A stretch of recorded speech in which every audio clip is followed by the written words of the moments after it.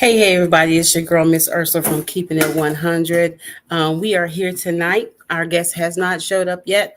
She'll be here shortly, but we wanted to go ahead and give you guys what we're going to be talking about tonight. Our guest is Monique Green. She goes on Facebook by Monique Mo'Vybe Green. She is an entrepreneur. She has her own business. She's also a spoken word artist, and she's going to be joining in about later on after that with our own topics if we have enough time after we get her interview done. And so, but yeah, before we bring her on, we're just going to kind of update you guys on what's going on. Keep it 100. It's kind of going back and forth between in studio and our own studio or on the radio station, and we're doing virtual. A lot of our guests are not in the local area, so when we are doing virtual videos like this and interviews, it's because that person is not in our city. That's why we do virtual like this a lot of times when you see us go live on Facebook, which is not a big deal. That's why we use net technology for a reason. Also, we do have upcoming elections. I'm not here to tell you who to vote for. I am here to tell you to be informed and not listen to rhetoric, not listen to promises. You need to look at that person's track history. You look at what that person has done, is trying to do.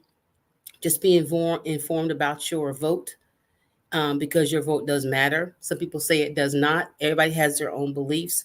But in a system that we are in, voting, if it doesn't matter, hey, we will never know. That's other people's opinions. I do believe my vote matters. I believe all of our votes matter. Our election system could be a lot better, but it's not. So, we'll get to that. Other than that, for anyone that's still interested in the Viking cruise, please hit me up on Facebook. We do have a couple of cabins left.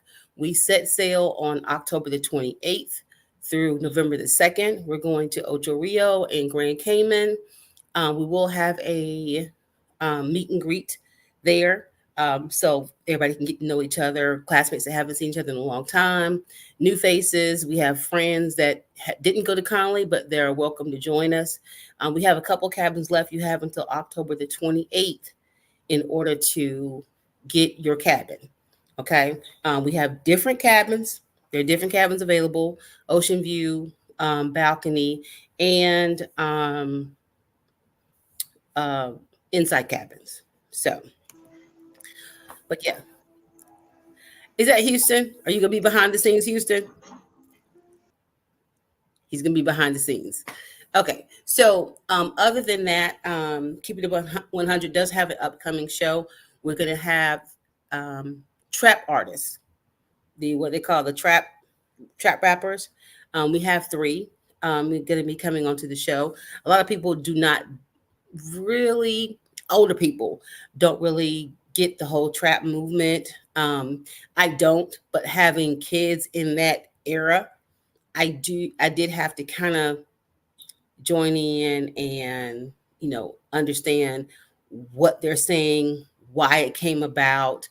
So we have three artists that hail out of Columbus, or Cleveland, Ohio, Columbus, Ohio, that area, and that's going to come onto the show and talk about why they became a trap artist, what it entails, being underground.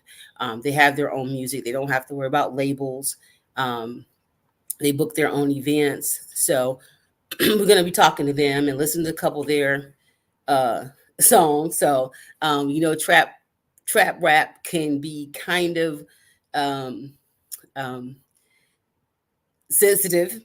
So we want to monitor, what we do play for you guys. We want to give you authentic um, rap lyrics, but we want to also make sure that, we're not crossing any boundaries. We do have children that may listen to this show. We don't want to offend anyone.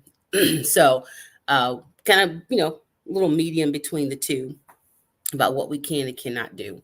Also, we do have, I am interested in talking to I think is Kobe Williams. He's actually a relative of mine. He he's an artist. He does sing. He's trying to bring a lot of the events that he's doing. I think he's down in Atlanta, if I'm not mistaken. Trying to bring that information and the things that he's doing there back up to our local area in Greenville. And so we're looking to have him on. I did see a post that he made about how he brought that to the forefront in Atlanta and the great things that he was doing there.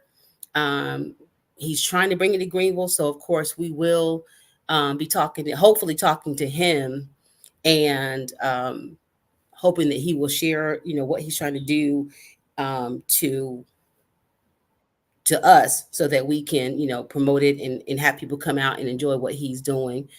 Also, Keeping It 100 will be, hopefully, we're going to be in Rocky Mount let me give you the place. It's called St. Mark's AME Church on 1150 Tarboro Street. That is in Rocky Mount.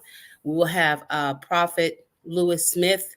He's doing a outreach ministry, the Nehemiah Walls Outreach Ministry.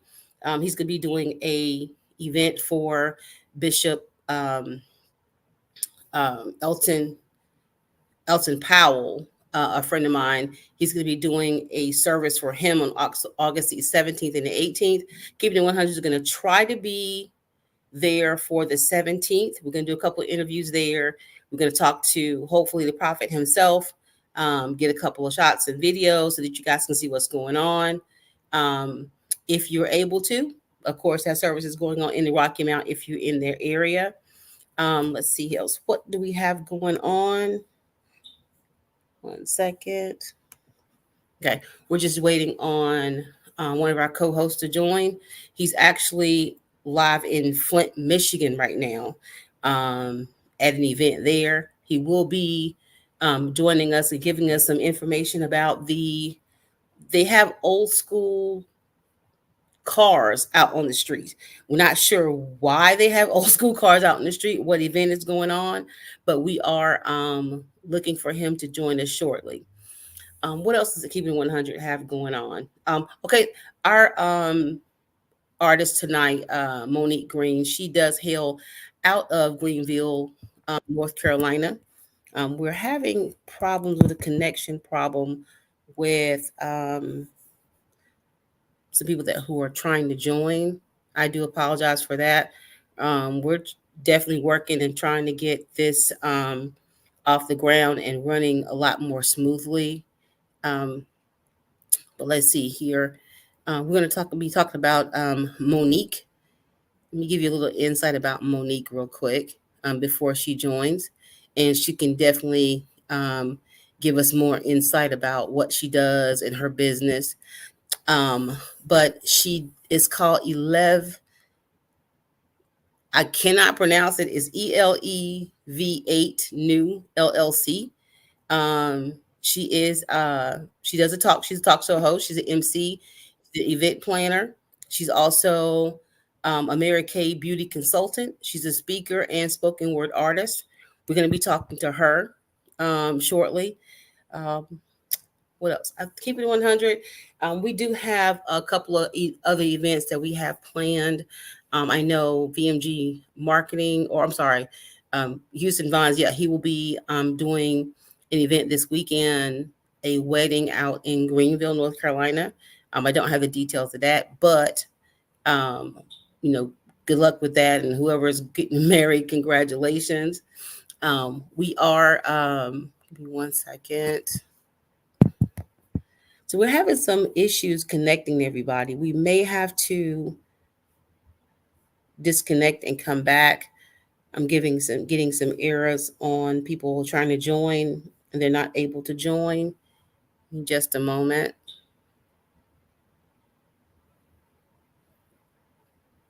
But if you want to join, click the link on my Facebook page and it will send me a notification. You can go ahead and join and we can talk to you, and you can give us any kind of topic that you want to talk about tonight, before Monique comes on, or after she does, we finish our interview with her. If you do have something that you want to talk with Keeping It 100 about, let us know. Let me see this. I have my producer talking to me. Give me one moment. Okay, so before they join, we're waiting for them to try to him to try to get everybody in. I will talk about a video I just recently saw, of a father who embarrassed his son because the son didn't want to stay with him for the weekend. He wanted to stay with his mother. Now, the thing about videos on social media, they don't give us a lot of content. They show us the video. We don't know what happened before. We don't know what happened after. We don't know the person, you know, what happened in that dynamic, in that relationship. However, in my take of it, he was upset because his son didn't want to stay with him for the weekend. He'd rather be with his mother. And so he decided to take to social media and embarrass him and talk about, his mother, he's being soft and things like that. And the problem that I had with the video, so I tell you what I'm gonna do. I'm gonna play the audio so that you can hear it. And if you have any opinions, just let me know.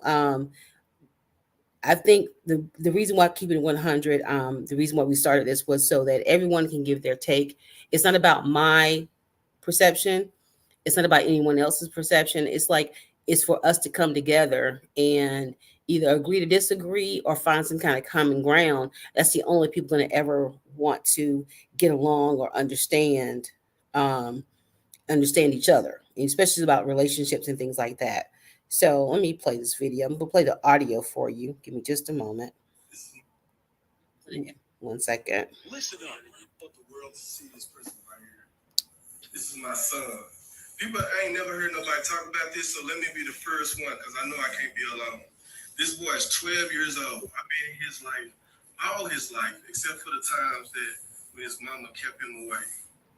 You know, this boy had the nerve to say he don't like me and don't want to come to my house, and that he missed the times with his family, speaking of his mama family, and not his daddy's side of the family, like we don't exist, right?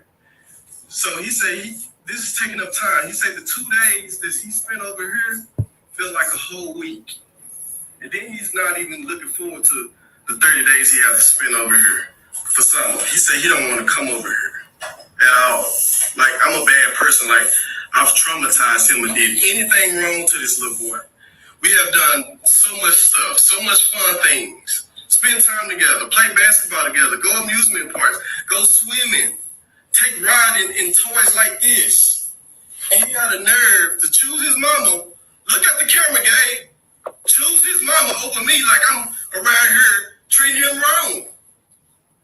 What kid don't want to be around their daddy? Please tell me. And as a daddy, it's hurt because I know his mama got something to do with it too.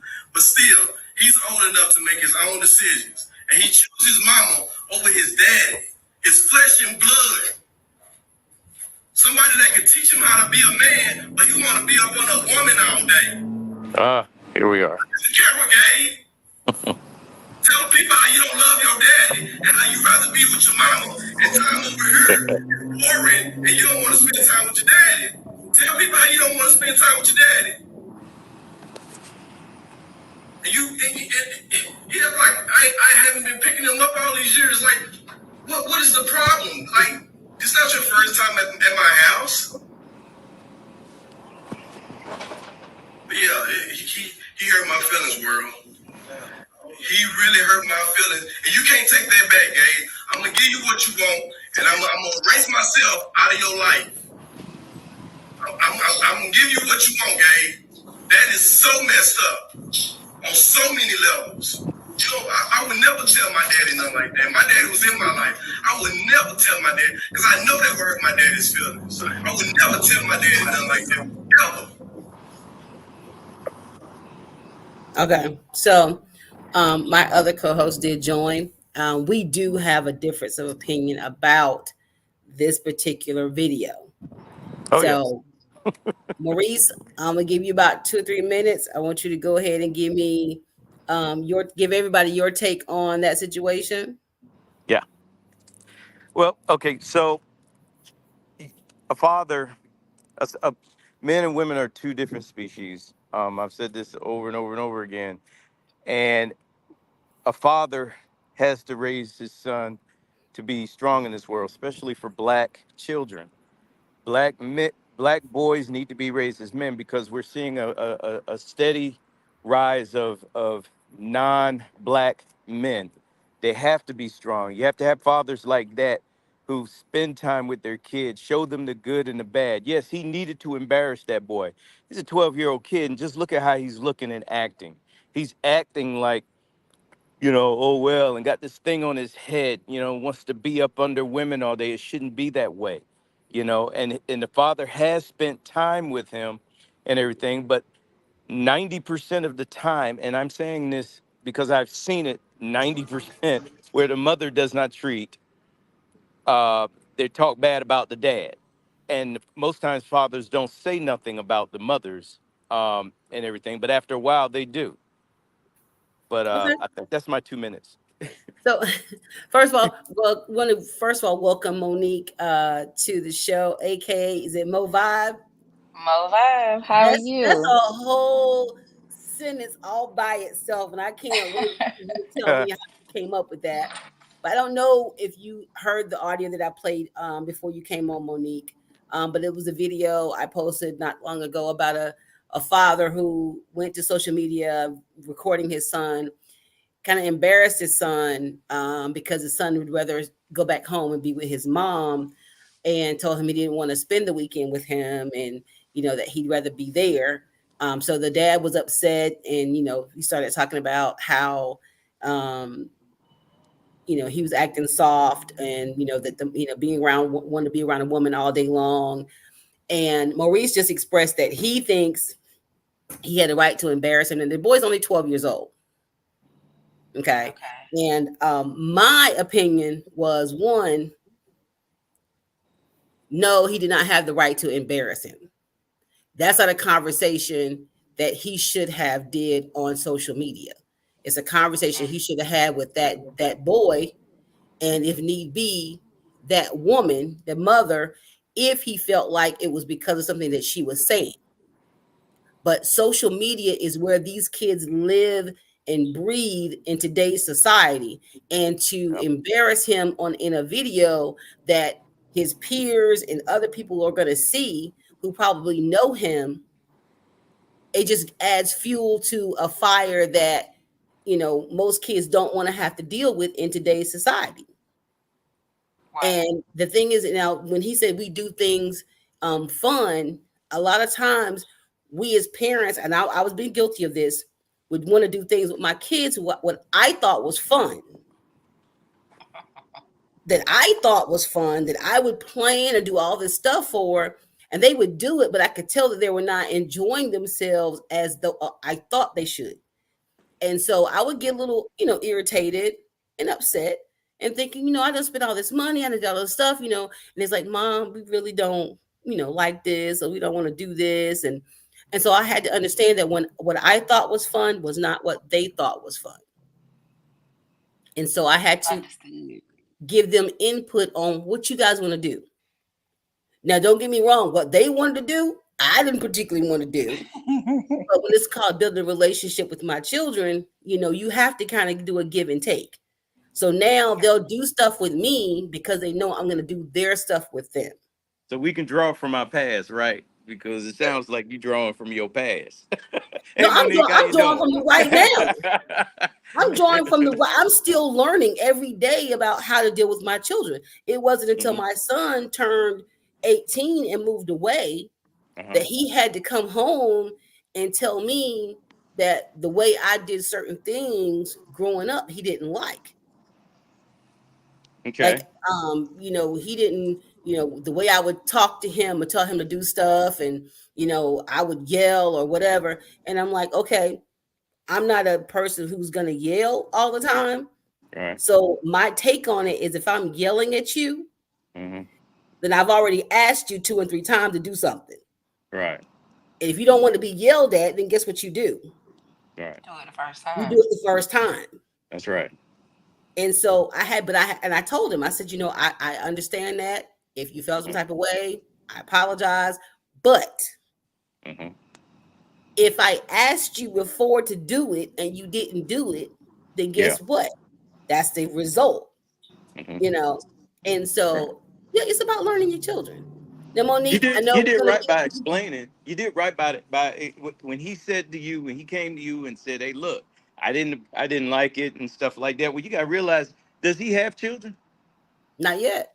Who? Okay, then when he has children, then he can that conversation that he had with you is gonna come back to him, and But then he's guess gonna be what? like, he's gonna apologize. No, he's Mm-hmm. gonna come back and apologize to Yep. you, and he's Yep. gonna say, you know what, mom, I didn't understand it until I actually had children of my own. He Mm-hmm. says, and I need to retract what I said to you. You were right for what you did, Mm-hmm. because I learned from that, and I had to draw on that. So give it some time. He's Oh, yeah. still got great. How old is he? He'll be 21 in October. Okay, see, yeah, he's gonna learn when he gets older and he has children of his own, and it's gonna hit him, and he's gonna like, oh man. He said, and it's gonna really bother him. He'll probably bring you a thing of roses to apologize for what he said to you. Well, let me tell you this. Let me tell you both of you this, and I know we're going to get into Monique because Monique, I know you can relate. You have one in high school right now, correct? Yes, and I have 5 children altogether, and 3 of Okay. them are grown. Oh, Uh-huh. out the house. You Yes. got one left in the house after this one. I have no, I have 2 in the house, a 13-year-old daughter, a 15-year-old son, and I have a Okay. 21-year-old son, 23 and 24-year-old daughters. Oh wow. Okay. Hey, hold up real quick. Monique, did you used to live in Winterville? No, but I know who you're talking about. There's Yeah, another Monique Green that has a brother named Melvin. that's I'm the right. one from Yeah. Grimesland. Grimesland. Okay. Okay, okay. And see, Yeah. and I talked to my sister who actually recommended that I get Monique on the show Hmm. because evidently Monique and I are related somehow. Oh, okay. Because you're a Green out of Grimesland, right? I am. I'm a Moore out of Grimes. I'm kin to the Daniels and all of them people. So I always thought that was that story, Ursula. I always thought that was that story. I could never connect the dot, but I heard we were connected. yes, definitely, definitely. But Monique, what is your take on? And I know they say grandkids are a parent's best revenge because once I had children, I'm like, I love my mama, I love my daddy, because They Lord are. knows I can only imagine how they felt with me growing up. So, what is your take on? I mean, that kind of situation. I would definitely say grandchildren are a joy. I have my 21-year-old son has a daughter that was born first, who was born in June, Hmm. like June 27th, and then my 24-year-old daughter had a daughter that was born in September 30th. So they're 3 months apart. So I had a double whammy at the same time. Oh, wow. And it's funny. It's amazing to watch them grow. One of them lives with me now, and I see opportunity for me to invest and do some things differently. Just seeing how she is with her see how my daughter is with my grandbaby. Mhm. But I'm constantly reminding them like I see you in them too. Like, so you can't beat it out of them. And I Yeah. see me, I say you can't beat it out of them. But Mhm. I would probably, this is so crazy that you actually are asking me about children because I think I need another class. I need a class. Like these Mhm. adult children, I really I've had some interaction with other parents most recently who were saying that it's not just you. There is this generation that has this idea that we need to apologize to them for parenting them the best way we could based on Mhm. how we were taught, and some of them have a problem with it. Yeah. And Yeah. Yeah. again, as Tobias, did I get that right? Yes. Yes. As Tobias was expressing, now that my oldest daughter has a child, she has sometimes apologized. Like, did I do this to you, mom? And then Hmm. it has me going to my mama and saying, "Did I do this to you?" My mama said, "Girl, no, because I would have killed you and brought you back to life." No, but it's like, I mean, but it's like the morals and values that we were raised upon. We You got muted. Okay, there, you came Can you back. hear me now? Yeah. Yeah. Sorry Yeah. Yeah. about that. I think my AirPod is going in and out, and I might Okay. just disconnect. But the values and morals that we had growing up, as far as the respect for parents, what to Hmm. say, what not to say, is definitely. I know I did teach it to my children, but the era that they're in doesn't support the foundational teachings that I gave them. So the social media outlets for them to be blasted or to blast, because I've seen where not only parents have done it publicly, but also the children have blasted their parents, whether it Hmm. was true statements or untrue statements. It's Exactly. worldwide news. And I cannot say that either is right. From my personal opinion, I was raised country. And Yeah. anybody know where Groundsland is, Yes. that's where you go house to house and pass out eggs and flour, and we okay with that. And Right. you used to could sleep with the doors open and things like that. But if the rule was what it was, you didn't mouth back, you didn't disrespect. When they Mhm. said hush your mouth, you shut it then, because you Right knew right there. after that your mouth was gonna get sideways. Like, you just didn't Exactly. play with the respect of, but of that, of the parents. And I came from a two-parent household, Christian based, church every Sunday. And my mom and dad didn't play, and I didn't try to. I remember the one time I tested it, and I remember it vividly. Let's say it that way. And I mean, there were times, in growing older, and I was very opinionated, but I was more opinionated in school than I was to my Mhm. parents. Yeah. And I just watched how I had this high regard for my mom. And not to say I took it away from my dad, but dad was dad. That's Yeah. dad. But Yeah. there was this tenderness, this queen like effect to mom that dad even supported, that you didn't rock that boat. And Yeah. so now today, when I see the children and how they respond to each other and to adult figures and to their parents, I'm definitely appalled. Yeah. Yeah. Definitely. My children were raised old school, Yeah. but they have come back and said things that they didn't like, and I stuck with my guns for the Hmm. Mhm. most part to say I did what I thought was right at that time. Hmm. And I believe that I was honoring God. I Hmm. believe that I was doing the right thing. And I'm not going to apologize for that. And especially if you Now, come, if I, if you're coming from a place of love, of respect, of wanting to do the best for your children, I don't think you should apologize for that. I think that, I told my son, I was like, I understand what you're saying, and I'm sorry that you felt, you know, a certain way about it. Mhm. But growing up the way that I did, and that growing, bringing me into the person that I am, and I consider myself a genuinely good person. Mhm. I respect my elders. I respect people. I don't care what color, race you are. right, I don't have a problem with you unless you got a problem with me. Mhm. right. And then we can just either stay out of my space, I'll stay out of yours, and we ain't never got to talk about it.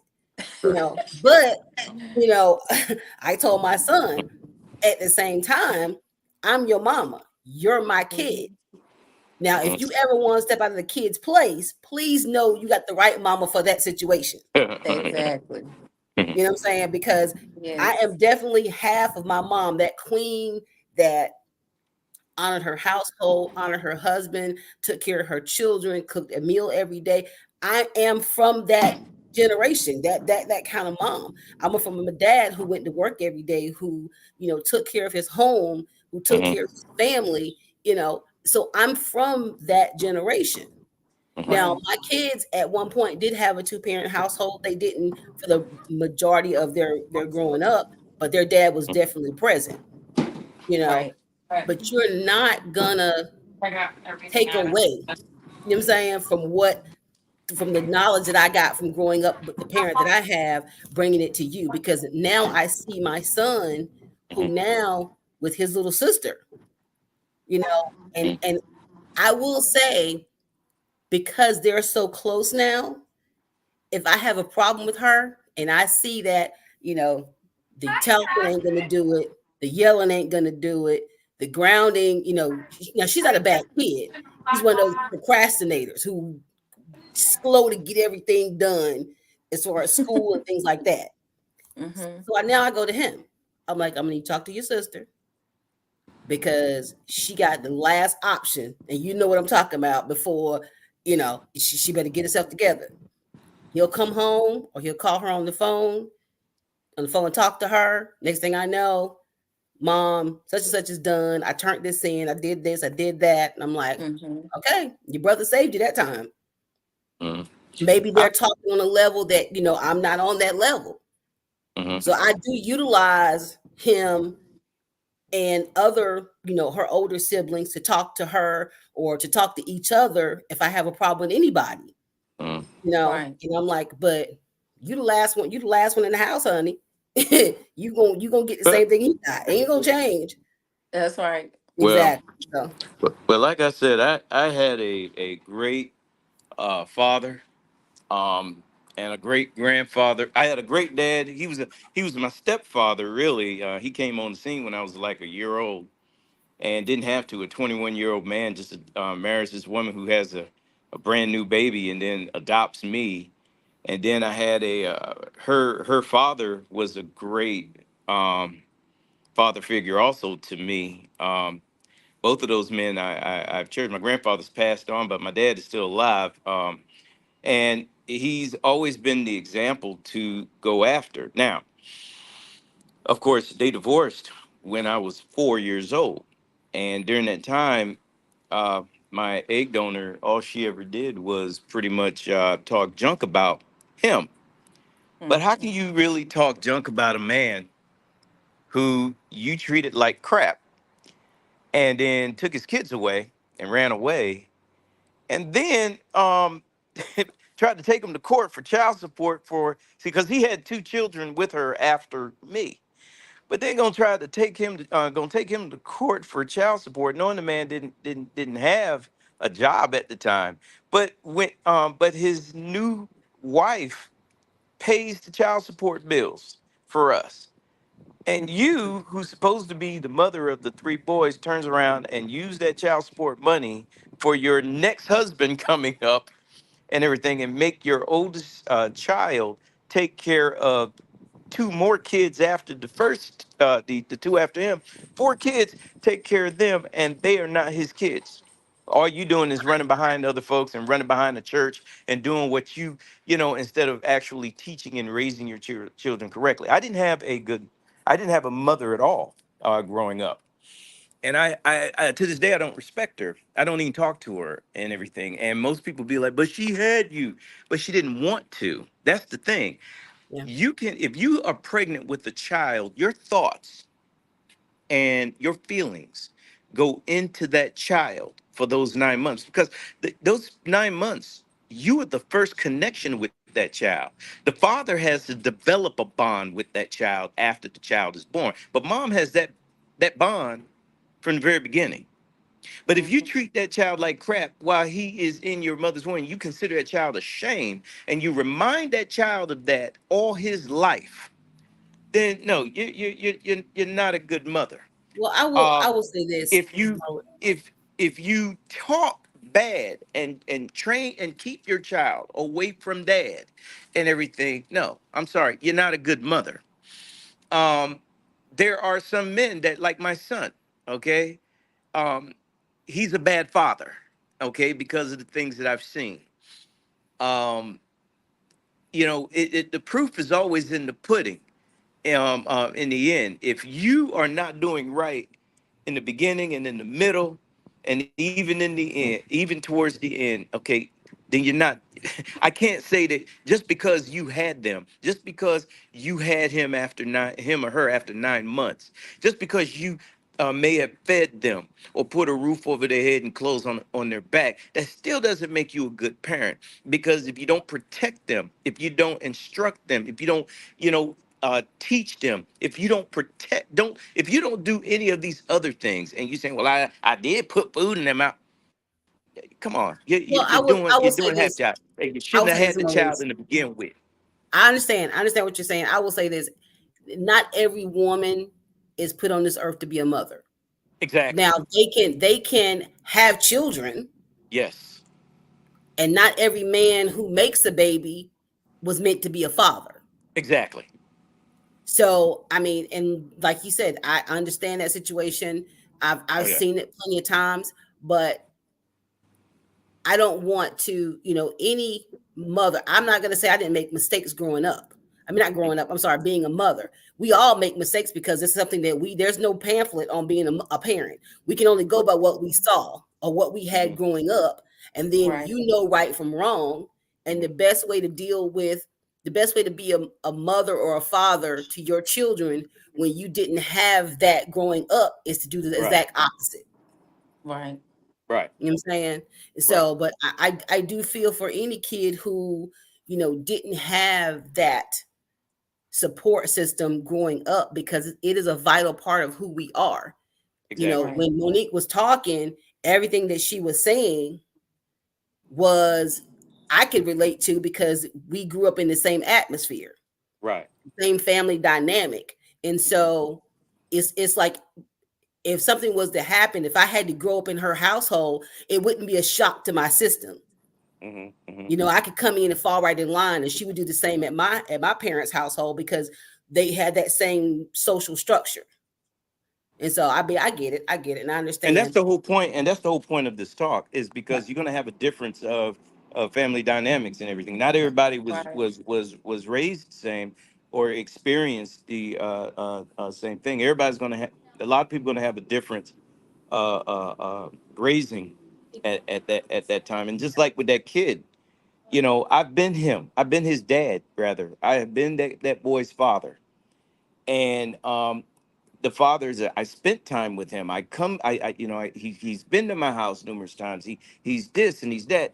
But sometimes, in this case, with social media being the main thing in everyone's lives now, yeah, he needed that embarrassment on social media because that kid is Oh, going to be on social. Yeah, that kid is social media is that kid's life, and it's a lot of these kids' life now. So it's better he get it now because what if a girl embarrass him on social media and he don't know how to take it? He's bet get this vaccination right now because what if he I get decides to go? what time out. I get what you're saying. I understand what you're trying to say, but Yeah, as a parent, when it's not like it was back then because Monique, when we act up, we get it where we act up, right? Right that's right. then. Right then and there. You know That what I'm was the saying? social But media. That was the that, social media for us. exactly. But that's not the atmosphere of now because we have kids who get embarrassed on social media and kill themselves because they don't can't handle the ridicule that comes with that kind of humiliation.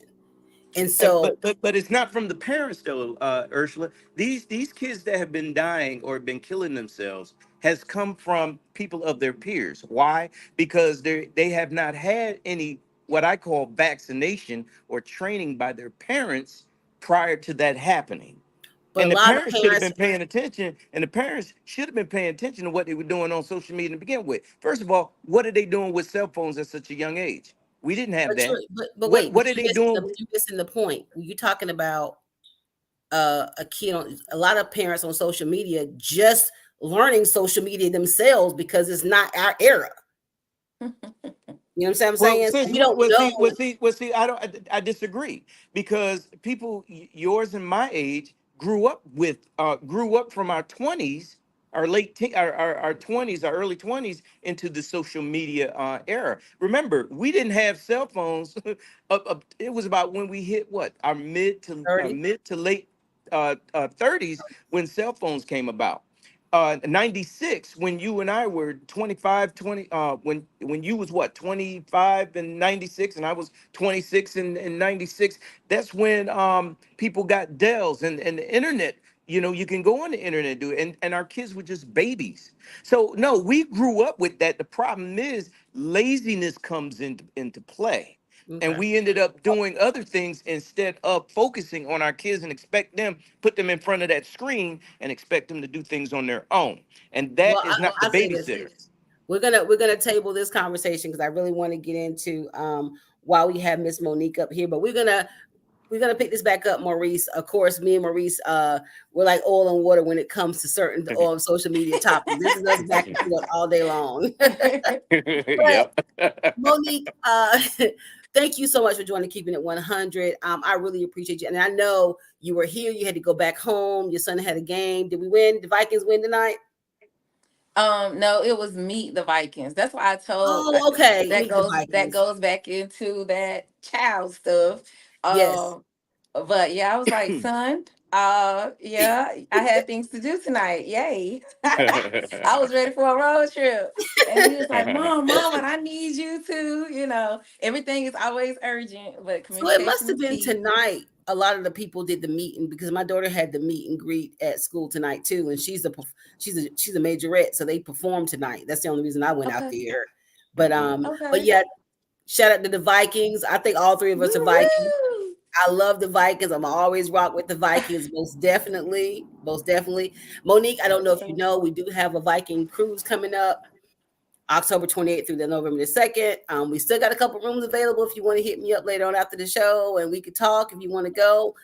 We have a meet and greet on the ship that day. We have about 60, about 65 people maybe going on the trip. So far, I have a couple cabins left. But yeah, it's all about the Viking reunion cruise. So if not, Okay. destination next year, Jamaica. So just keep. I might have to be on next year because I was going to do it and I was talking to some Vikings and they were like, what is your hesitation? I said, my baby girl, the 13-year-old, November 2nd is her birthday. And I did not know if she would Um, forgive me if I was cruising on her But birthday. you should have brought it with you. Let me tell you, a lot of people that are going, their kids are going. No, Yes, yes. And don't say I that out was loud. tempted to take my daughter, but she wanted her cousin to go, and I'm like, I want to be just focused on, you know, the adults right now. So Yeah. I Right, get it. I totally right. understand. Kids come first. I get it. I get it. But We'll see. give us I'll have a discussion with her to see if she will forgive me. well, next year we're gonna try to round it out where it's not kind of interfering with any kind of holidays, and we can't really do the birthdays, but we're gonna try to new maneuver around everybody's schedule and get a general time that everybody's available to go. But real quick, Okay. give us a little bit of background about who Monique, aka Mo Vibe, is, and tell us how you got that nickname. Ah, well, of course, like I said before, I grew up in Gronzo, North Carolina, and I was well known as a licensed cosmetologist. Hmm. Straight out of high school, opened my first salon. Well, I actually was doing hair in high school, and that's how I got the name Unique. Okay. And opened a salon and operated many years up until this year, and I decided to retire because I was spending more time being a mental health consultant than anything else. And so I help people open group homes, and Hmm. at the particular time I needed something fun to do. Okay. And one of my friends named Shonda, graduate from them Rampids at JH Rose, invited me to go to a spoken word event with her. And I was given the name Mo Vibe by my kids as well as one of my friends, because she knew that I wrote poetry. And I went to this event and fell in love. Like it was grown and sexy. It was, let your hair down. Yep. Because mental health is stressful.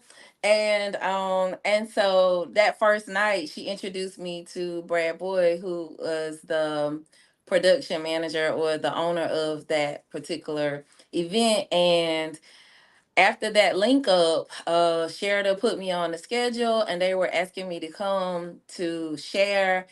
And from there, something that I had a favorite pastime of since like first grade, because that was my outlet, writing poetry and sharing my story, so to speak, about love, relationships, family, and life. It just became full circle. So every time Brad would have an event, he would ask me, "Do you want to perform? I want you to be on the schedule or on the list." And I truly, for the last 2, 3 years, have just that's been my escape. That's been my grown and sexy night, having some Mm-hmm. family fun. I mean, some fun for me apart from the family, because I was definitely dug in as a mom, Yeah. but being able to share the gift that God had given me, to share some words of encouragement. My poetry sometimes was a little explicit, because I think that a lot of times, especially if you were raised in church, people shun talking about love and Mm-hmm. romance and sex and all of those things. And I just didn't feel like it was so separated from God when He created it. So I had one of my I can't read this one over here, but there was one poem called and everybody, when they see me, I'm that's gonna what need to they hear that. say. I'm gonna need to hear that. And then there was another one that I recently wrote. He makes me water. That one, Ah! Okay, that you one running down my hit. alley right about now. You running down my alley right about now. And so Who makes you water?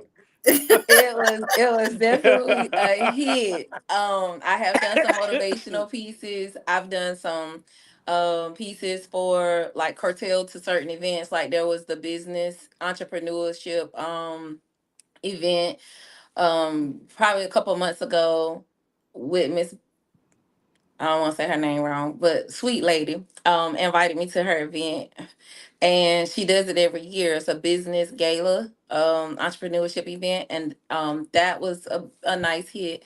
But I'm getting a lot more engagements as a result of Mo'Vybe, which is bringing you real vibes, good vibes, and always leaving you wanting more vibes. Whoa. I knew it was a Yeah, whole sentence behind that. I knew it. yeah. You So know, I now have turned it into a show where I okay. take and integrate the poetry piece of me and whatever's going on in life. And so this is my beginning of the Mo Vibe show, because that's what my daughter calls me now. She said, "Hey Mo Vibe." She was like, "I meet people and they say, I know Mo Vibe." So my mama, your name is not even Monique anymore, it's Mo Vibe. And so it's been contagious right here Well, lately.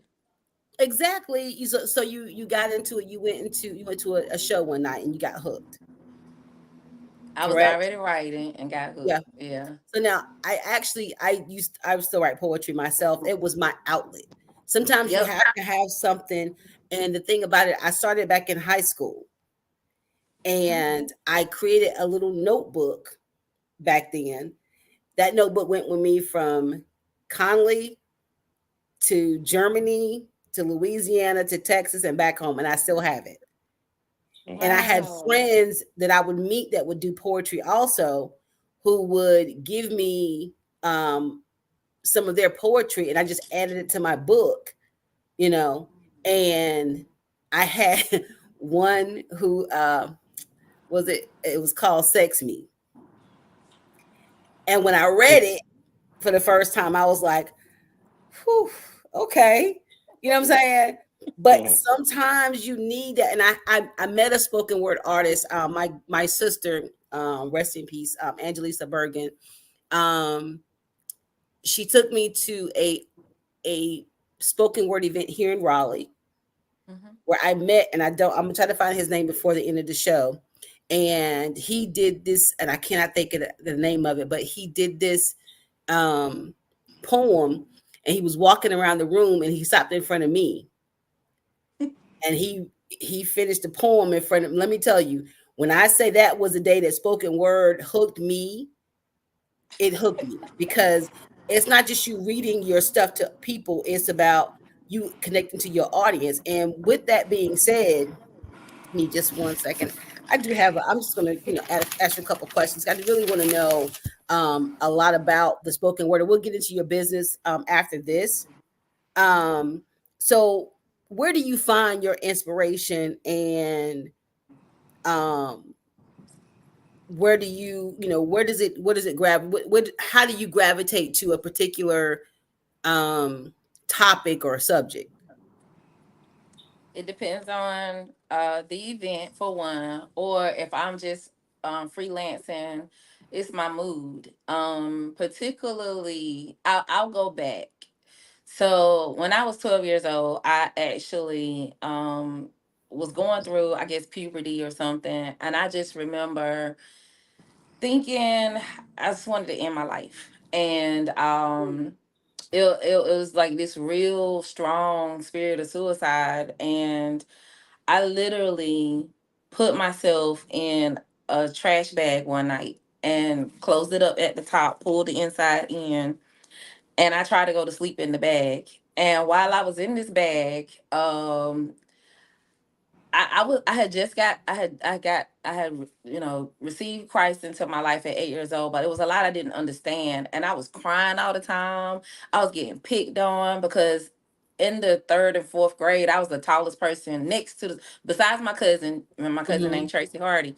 We were the two tallest ones in the third grade, so we got picked on for being gigantic. Okay, Time out. and Tracy Hardy from Grimes Grimes, and Bridge Road. yes, Miss Sue yes, Hardy. Miss Sue Hardy daughter, That's my yeah. cousin. That's my Yeah, cousin. we Okay, I cousin. knew it was somewhere in there. Okay, go ahead. Go ahead. Yeah, and I just remember the teacher lining us up and according to height. So whoever was the shortest was the first in line, and whoever was the tallest had to get in the back of the line. And me and my cousin Tracy were the last two in line.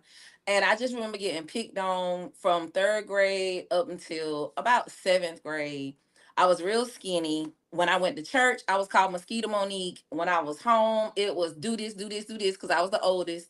And I Mm, thought that my little brother didn't have to do anything because he didn't have the same type of responsibilities, and we were 5 years apart. And I just yeah. and then I found out I had like another family that stayed elsewhere, like South Carolina, and I felt disconnected. It was like all these things I was questioning, Yeah. and I was just like, this is too much. I don't want to live. And so I just remember this song, and I didn't even know it was a song at the time, but it was like these words, like, because he lives, you can face tomorrow. Mm, And I'll never forget going to church that Sunday. And this lady stood up, Sister Tracy Phillips, stood up in church.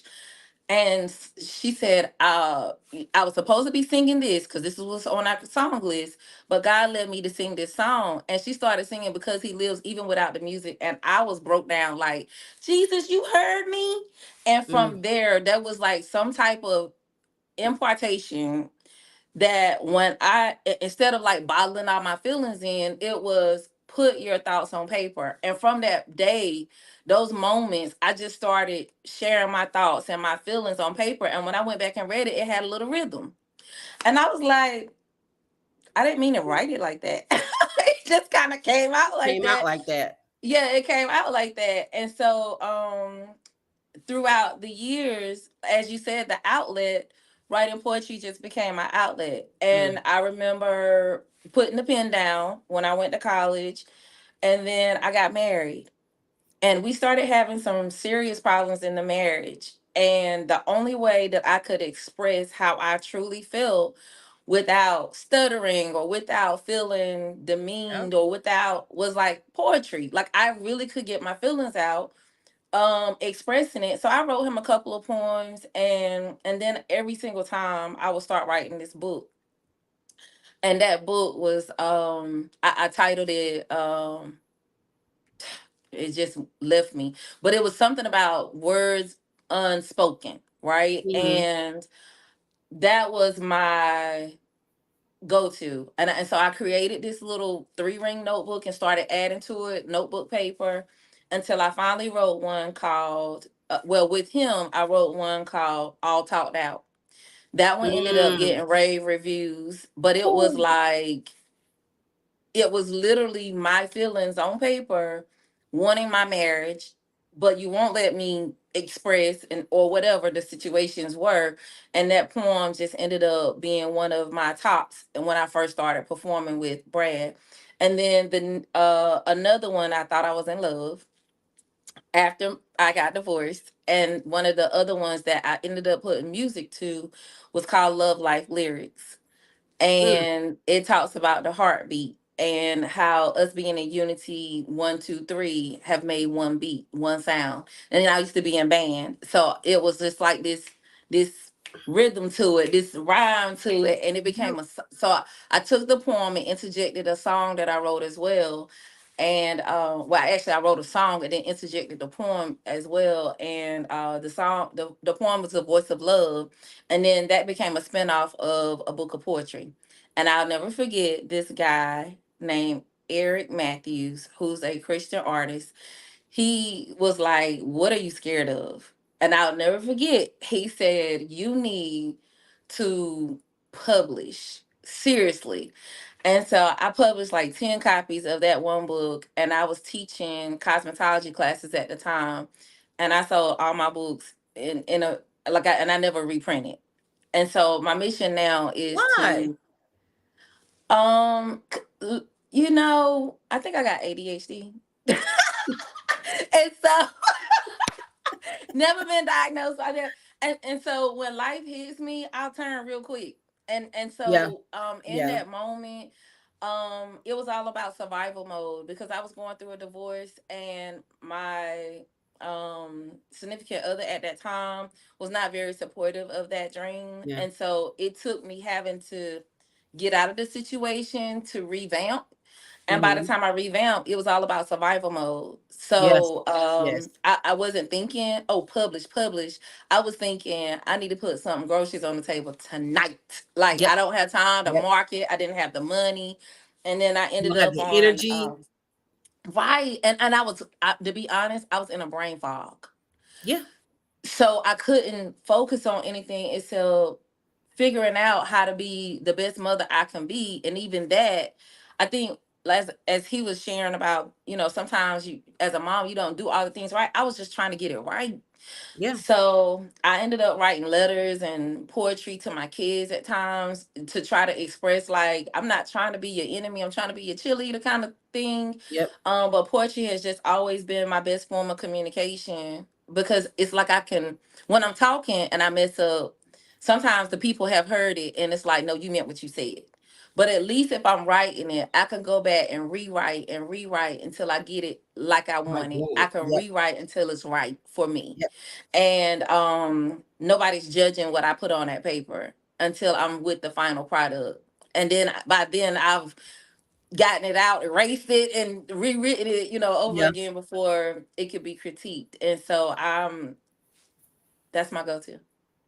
But I think when you said that, when I went through my separation, I when you talk about, well, back when you said you wrote a poem, the one that's all talked out, Mm-hmm. offline, I'm gonna need you to share that with me because when I tell you, and people don't understand, topics matter. Like your title matters.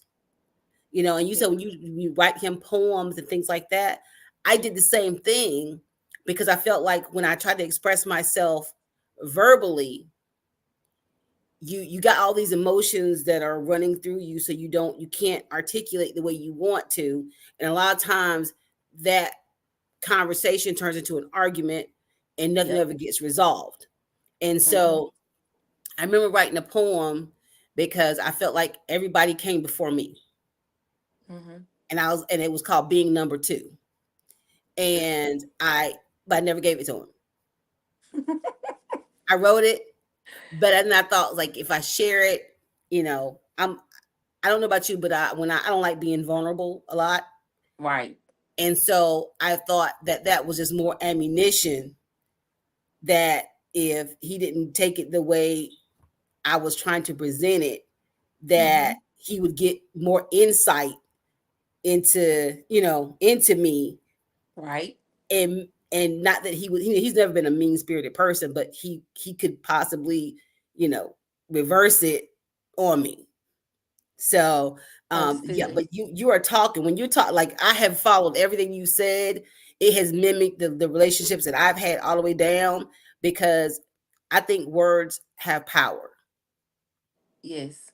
Words have power. So now, are there any let me see, are there any routines that you have that kind of get you in that creative space, or is it just come to you, or Most of the time, it just comes to me. I Mhm. literally can, if and I hate to say this out loud, but a lot of times when I know I have a show coming up and I just go right, it could be like one morning I wake up and I have the title, or I have the hook, right? And so Mhm. I write down the hook, and most of the time I'll be like joking around or something. I'll come up with a beat.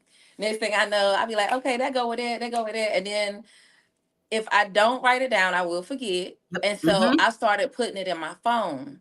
Mhm. And I might get a piece this week, another piece next week. Like for example, I do have a show coming up August the 20th with War Where um is that going to be at? in Greenville at Pursuvian Events and All right, Lounge please on send that. Arlington Boulevard. Please send that information to us. We will post it on our Facebook page and on our Okay. show page. Definitely. Okay. All And right. he just posted today that all his tickets had sold out. I'm so proud of him. His name is Ethan Armstrong.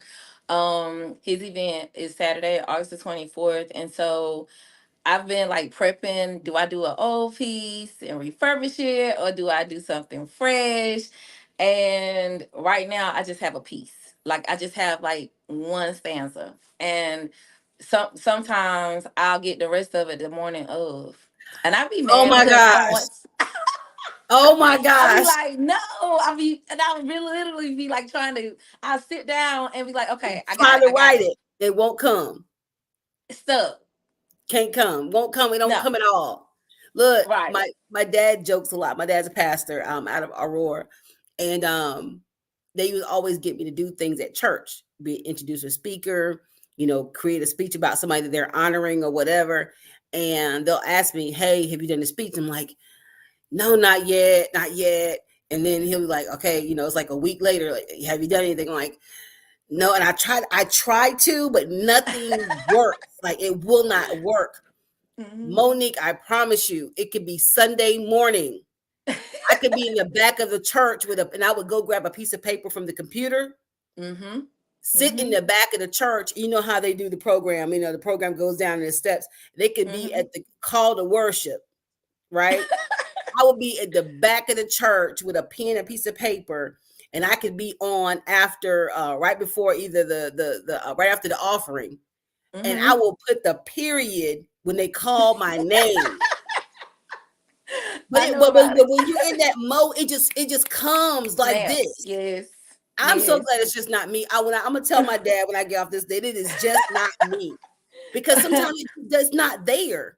It's when you Right. try to force it, it does not come authentically, and it doesn't sound the way it does when it just starts pouring out of you and you're writing it down. Right. Yeah. So, but yeah, now I see what my sister told me to call you. So my sister, let me shout out to her. Shout out to Tamara. She told me to call you. But Yes. but So now I said thank you. she's like, she said, y'all got the same kind of spirit. She's funny. She's outgoing. So you really need to talk to her. And I'm like, okay, let me hear this. She said, I think we related too. I said, okay, I'm gonna Oh, check with her. she is Now, sweet. when you get it performed, now how do you prepare for your performance? And do you rehearse it, or is it just you have the words and you just kind of go for it, or do you like stand in and practice it and get it down, or what is your process to get ready to perform? My first thing I do is I pray because it depends on what piece I'm doing. I just really try to make sure I'm not offending anyone because when you come Uh-huh. from the church world and you Yeah. don't know who all is in your audience, people have the tendency to be judgmental. And Yes. so that's my first thing. I'll be like, Lord, now I am being a creative artist right now. Mhm. And but I gotta perform. So it's not gonna be me just saying, and the clouds were blue. You know what I'm saying? I gotta get in my Exactly. space. So I'm Exactly. asking you to help me get in my space. And sometimes I go back and watch the videos and I'm laughing at myself because I was like, girl, you what were you doing? Like I know that there was a certain part. Well, it was another poem. Talking about the thighs being chocolate thunders and or Mhm. something to that effect. And I did like this whole little dance to it, and the audience fell out. And I was like, my mama see this, she gonna get me.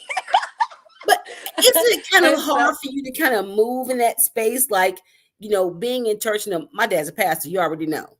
them Yeah. preacher Yeah. kids. So I even with this show, we have sensitive topics, and we talk about sex, we talk about relationships and intimacy and things like that. And while I true to what I'm saying, I do have to monitor how I say it and certain words that I won't use, because I do have a lot of church members, not only just from my church, but from my home church and other a lot of my friends are pastors or cousins are pastors, and so I don't, like you said, you don't want to offend anybody. So is it a hard process for you to kind of walk that fine line between being an Um, artist, being authentically who you are, and not offending somebody? for me, I would say no, because before I knew the name of your show was Keeping It 100, I tell people I'm gonna keep it real, okay? And I cannot. I don't think that there is any topic to be discussed that wouldn't offend someone in any way. So I truly do not, and I hate to sound ugly, I can't babysit folk feelings. I am in it to win it. People have to know my heart and know that I'm genuinely caring and loving of everybody. But when it comes to the art and the craft, I'm gonna give it Hmm. what it needs. Yeah, I'm gonna yeah. give it what it needs. No, I'm gonna keep Because it the other 100. part is, I think that's part of the problem in, being Christians and being in the church world, Yeah, that we're not real enough. I mean, we want to talk about faith and the blessings of God, yeah, but we don't deal with the real issues about how many people in church are actually having sex outside of marriage, or how many people are not happily married and getting divorced, and how many people are praying instead of going to counseling, or not doing the combination thereof. And so I just really feel like me being authentic to the craft is bringing the issues to the light, to say to people it's okay if you're having problems. I don't believe that God put every marriage together. I yeah. don't believe Oh that yes.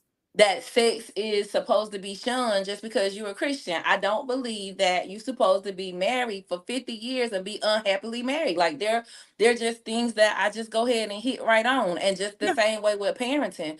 I don't think that, because, and I told my kids, I'm not the social media mom. I'm not the social media parent. I'm not I'm not the cookie cutter. I'm not the trendy. I mm-hmm. am I am the mom based on who God gave me, and that's you. And based on you, I can't follow a certain, oh, well, you need to do it this way or you need to do it that way. So when I hit it from the poetry angle, I'm gonna give it the spoken word genuinely, truthfully, and how I feel it, the Yeah. realness of it. And it's usually based on something that I've encountered in life, or maybe even a fantasy. Might be a little bit fulfillment of a fantasy. But you know And what? so, That to me, like you said, that makes you authentically who you are. And it's like, here I am, this is me. I'm not, and like you said, a lot of marriages, when they said the one line says, um, let no man put asunder what God has brought together. Sometimes God ain't in that. at Sometimes it's all. all about what you like, the sex, that you was, just infatuated with this person, and you thought it was to be forever. And that's not what all marriages are based on. Right. Some marriages are based on, finances, some marriages are based on love and respect, some marriages are just based on the fact that you felt good together and you thought Felt that's what you good were supposed to sexually, do, yes. you know.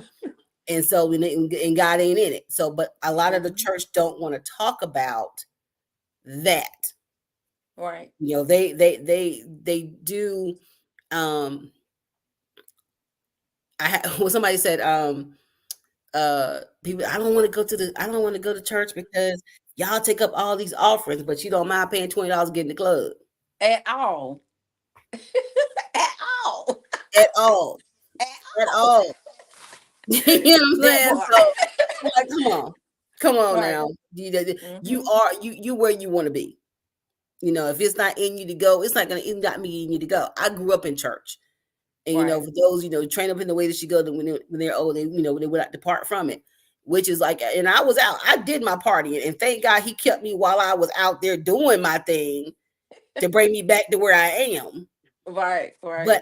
I came back as not only the Christian Ursula, but also the one who's had worldly experiences. Exactly. And that makes a big difference. It makes a big difference, a huge Like, difference. yeah. Now, are there any technique, like, you said you dance, you did a little dance move? Are there any techniques or styles that you use to connect with your audience? Um, it depends. And like I said, it depends on, because like I've done I have performed spoken word at like church events, women conferences, Okay. as well as business empowerments. I've also performed just like a birthday party, anniversaries. And so depending on who I'm dealing with, depends on what I give them. And so I know that at Brad's events, it's strictly performance. It's grown and sexy. So I'm gonna be just what it says. I'm gonna have to come check you out, Monique. Now, when you say It grown is. and It sexy, is you got me definitely hooked right live. there. Wow. And so And I took that it's in same. Greenville most times.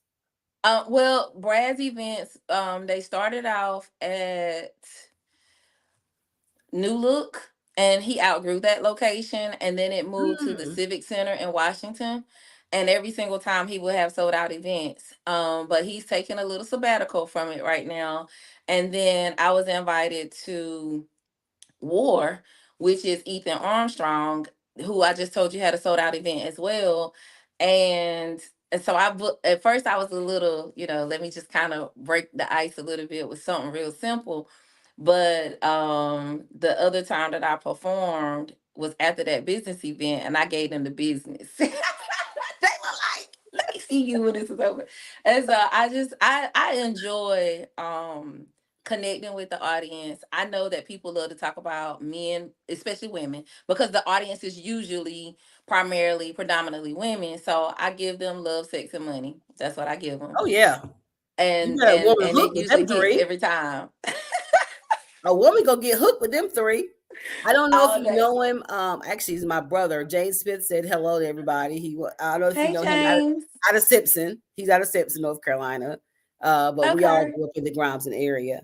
Now, another question: have you had a memorable experience with a performance or a audience member that you can, that comes to your mind?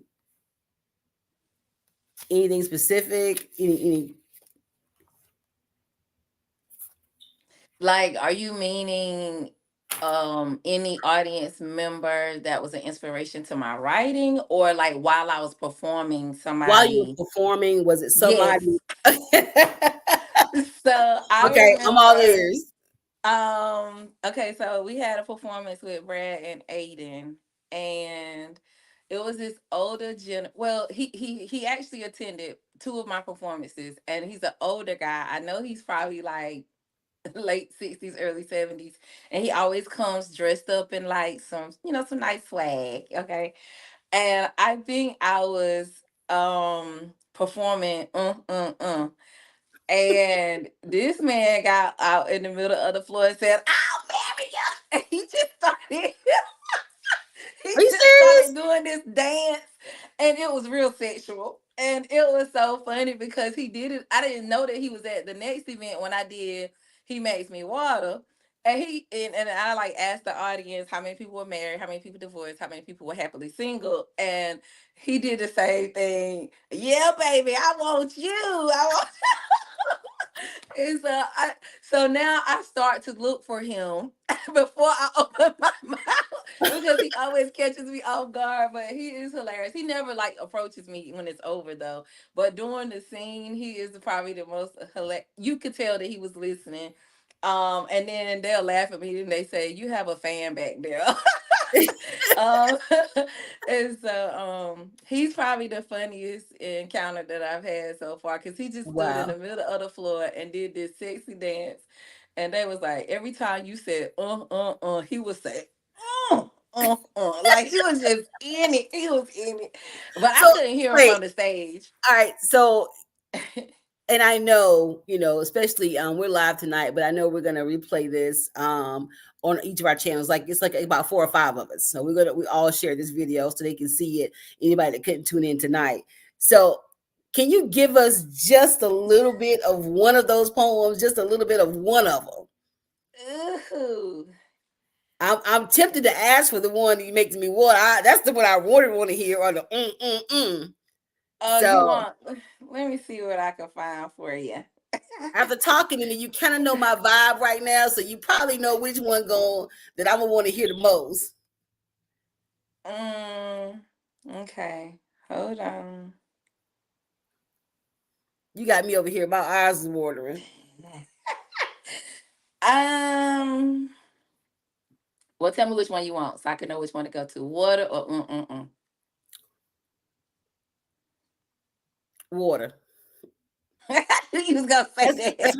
one of my favorite songs. I saw everybody got Uh-huh. that. You got that song that on the side. They be like, why would you let? That's me when I'm by myself or when I'm with who I want to be with. Just mind your business. Mind your business. Mind your business. It's grown folks over here. Okay, give me a second. Let me make sure I got it all right here. Okay.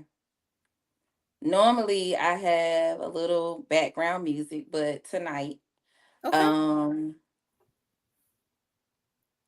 water. Needing the time to get away as we just booked the luxury hotel and spa room. Ready to stay and relax my life, me as his bride and him as my handsome groom. As I close my eyes, I see this special wave in the ocean of my dreams and vision.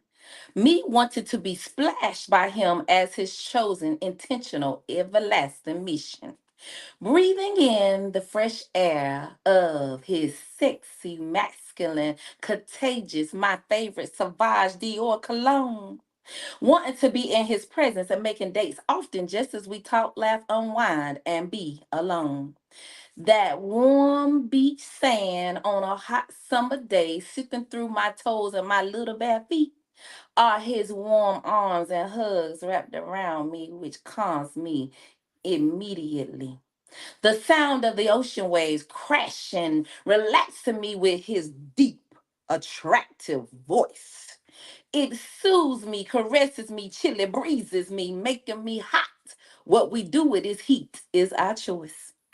Like the wind that blows from the beach against my sun bronze, brown skin feels like him walking past me, what gives me the goosebumps from the outside in. And as we share, he captivates and allures me with his lovely words of seaside passion that he would tell me and show me love, not just with his words, but also his actions. Finally, a man that communicates and loves me dearly and pays the bills. Stop playing. Don't be messing with my head. But y'all, he said he massaged me and rubbed my body every night and put rose petals on our bed. Yes, he makes me sweat as I see him empowering my dreams and move. He makes me hot as he supports my dreams. Now that's a sexy groove. He makes me lose my breath. And he surprises me often and tries harder and harder like the ocean is wetter than wet with no boundaries. He make me think, grow, and smile because he makes me water.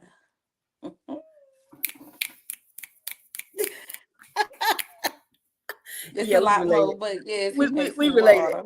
We related. He makes me water. Girl. Girl. With Well, hold music. up. Let me give you this. Let me give you this little piece. Let me give you this little piece. Okay. I can see you with your smooth chocolate skin, that tall glass of swagger walking slowly towards me as I sit on the shore, anticipating your arrival, sitting and marinating and sitting, marinate, baby. I'm 100% yours, refusing not to quit as we rewrite the narratives of our past to the present love story. Ooh, what's love got to do? Got to do with it. What's love but a secondhand emotion? What you mean what love got to do with it? It got everything to do with this story. Lord requires a commitment of God, our futures, our marriage, and love with each other. Thank you, Lordy. Pushing each other to greatness. Besides him, there is no place I'd rather be than together with our new commitments to ourselves and family, knowing that we belong united forever. Did I say I can't breathe?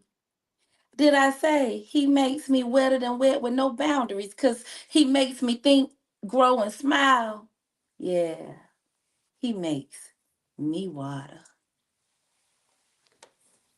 Okay, I know Houston is behind. I know he's watching.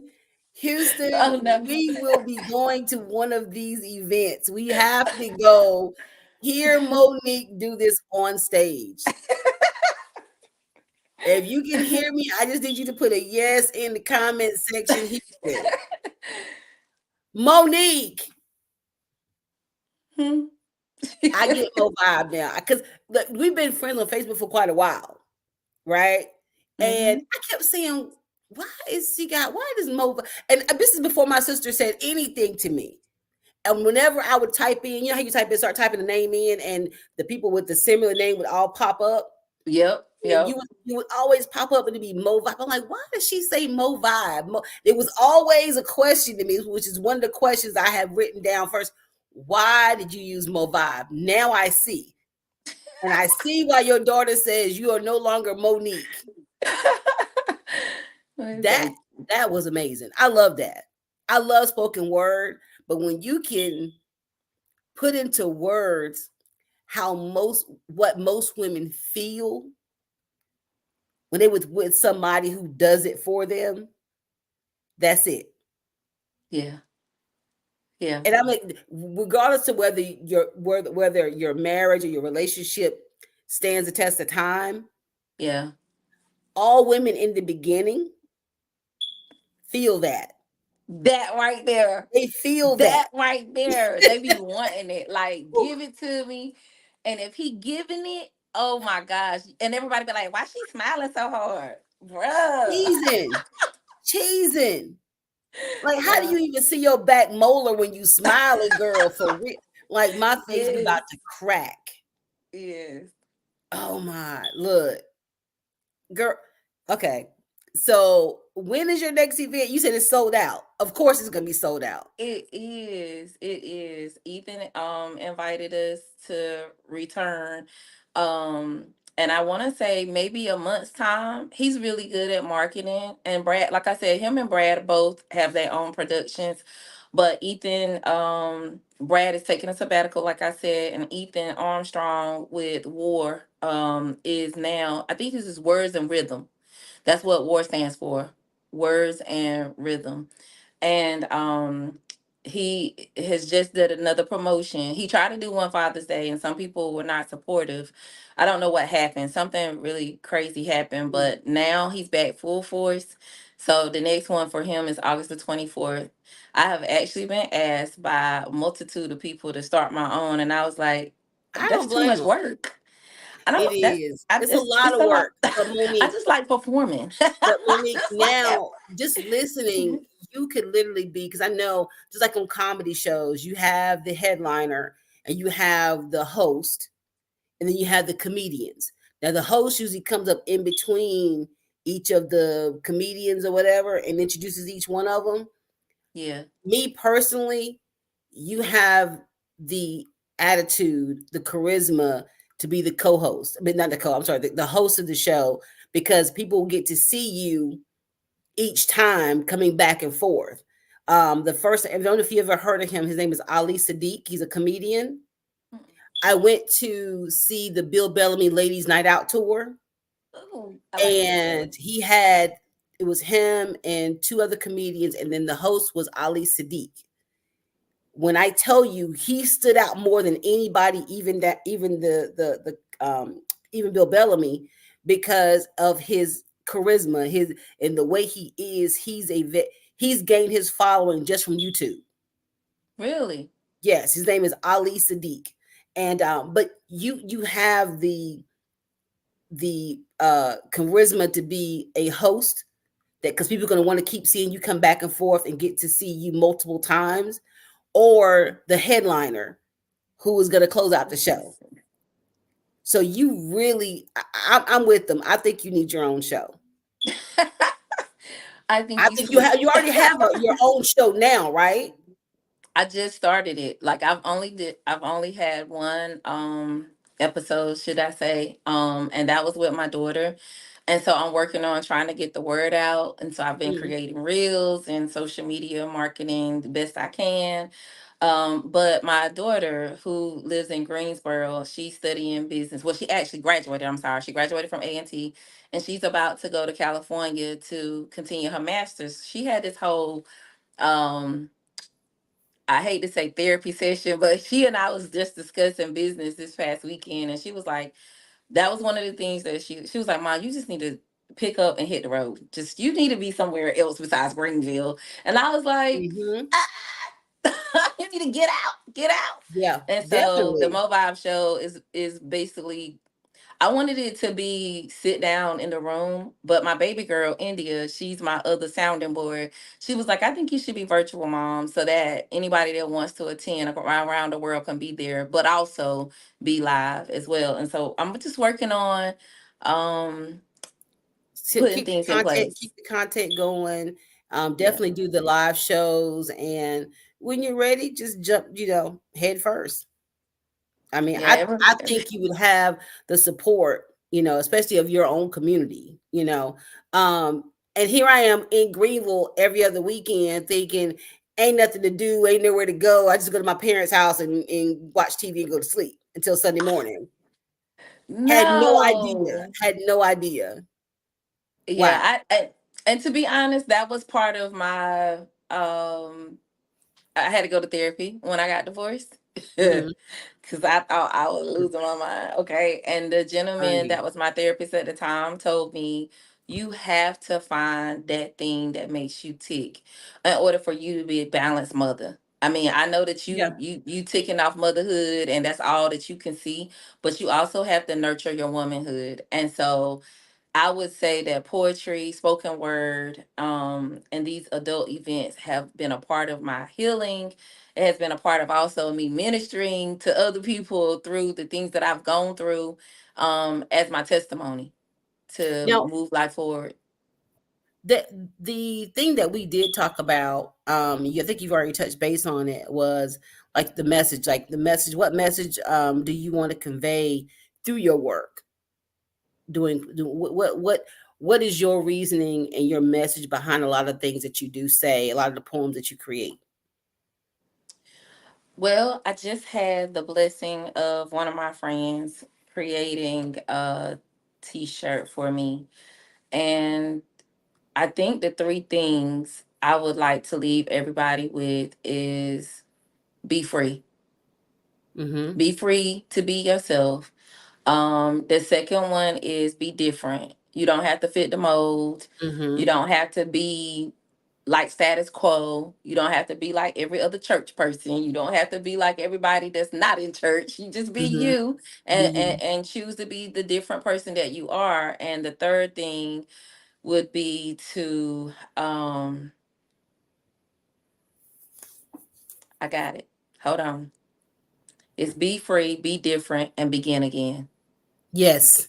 Like a lot of times people are so scared to start over, and I remember being in that place. Like, I don't want to do this because this is comfortable, but being comfortable has stagnated my life. And so you have to be all three of those things, or be the first two things, so that when you begin again, it's not you taking away from yourself and your potential. Exactly. And so I think those are the three things that are the nuggets that I'm really thriving on Mm-hmm. in my life. As I said before, I was married, I was divorced, and in seeking to be the right relationship, which is my next show, August the 31st, and being the right partner, making sure that you're complete in yourself, that nobody else can make you happy. And so you need to be free in that. Be free in the fact that you can do things for yourself. Not to say Mm-hmm. be, because I've had people to ask me, and this particular gentleman said, so what are you condoning the feminist movement? I'm not condoning anything except loving yourself. But in loving yourself, I'm not squeezing out loving others. You know what I mean? Like there has to Exactly. be the balance of all of that. But don't love everybody so much that you don't love yourself. That's the point that I'm Exactly. making. And And sometimes I think as women we forget ourselves. we do. We do. We focus But we more need on our it. relationships and our children and everything going on versus ourselves. Yeah. And so, not to be exclusive, but to be inclusive of who Mhm. we are. Yeah. And to embrace the unique gifts. A lot of times women be like, well, I don't, both men and women, I'm not leaving men out at all. It's just that sometimes I think that I've been told I'm strong. I've been told that I'm mushy. I've been told that I could be a little overbearing, and I don't intend to be. And so, because of those things, I don't necessarily try to target men, but if they are influenced and blessed as a result, then that's a one up, right? But I really feel and have a compassion for women, especially single mothers or divorcees, just because I know what it feels like to feel like you have to walk in somebody else's image to be recognized, or you don't feel like you can express your hurt, or you don't have anywhere to turn, because if you in church, everybody tells you to pray, and if you out of church, it's none of nobody's business, because what go on in your house stay in your house. But there are some things that don't need to stay in the house. There Yeah. are some things that you Exactly. need to cry out for help, and you can cry out for help in prayer. You can cry out for help with your peer supports. You can cry out for help in therapy. There are other avenues, and then sometimes we need to cry out for help within, because we don't even realize how strong we are, and sometimes Yeah. we overlook our capacities. And I think that we need to look back inside to understand that we are valuable, and that God created us in his image, and we can be strengthened in that, but we have to realize first of all that it's there. And so, being free, being different, and having the resilience to being resilient enough to begin again. Yeah. That's for sure. Definitely, definitely. That's a very positive message. I think a lot of people, and I have when I say a lot of people, I'm including myself, that when things end, the hardest part is to begin again. But and I do say, like, every period, I mean, every sentence ends with a period. You can't begin the next chapter unless you put a period at the end of that sentence. Stop it. That's where it stops at, and then start again. I had to get out of that funk, Yeah. and I've always been the person who, and I used to, dim my light because it made other people feel uncomfortable, or it didn't, Right. or it infringed upon what they thought that they should be. And I'm like, but I can be authentically me. And if you don't like it, put some shades on. That's right. Because I mean, I got tired of not being who I was meant to be because Right. it threatened you. That's You right. know. Now I know, and you said when you discuss, like, do you ever discuss sensitive information, or is your work always a positive? I mean, even though sensitive information can be positive, but you can spin it for a positive message. But do you ever discuss anything that's deemed sensitive for social I media? through my spoken word, or you Mhm. mean through the show? Either one. Yes.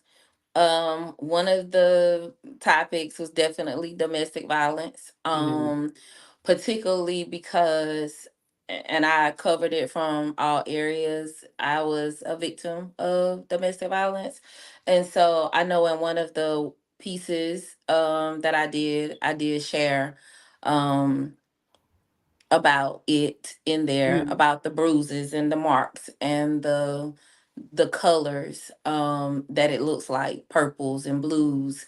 And so it's crazy that you mentioned that, because that is really one of the reasons why I share as well, because I think sometimes when you're going through those things, you play hush, and those are the ones that really die in it, Yeah. and Yeah. but the ones that really seek the help. I'm not saying everybody that seek help get out, but usually a lot of those that seek the help get out. Like, I remember the time when I was literally sleeping in my car, and I was married to someone who had slapped the taste out my mouth, Mhm. and I was stuck in my poetry.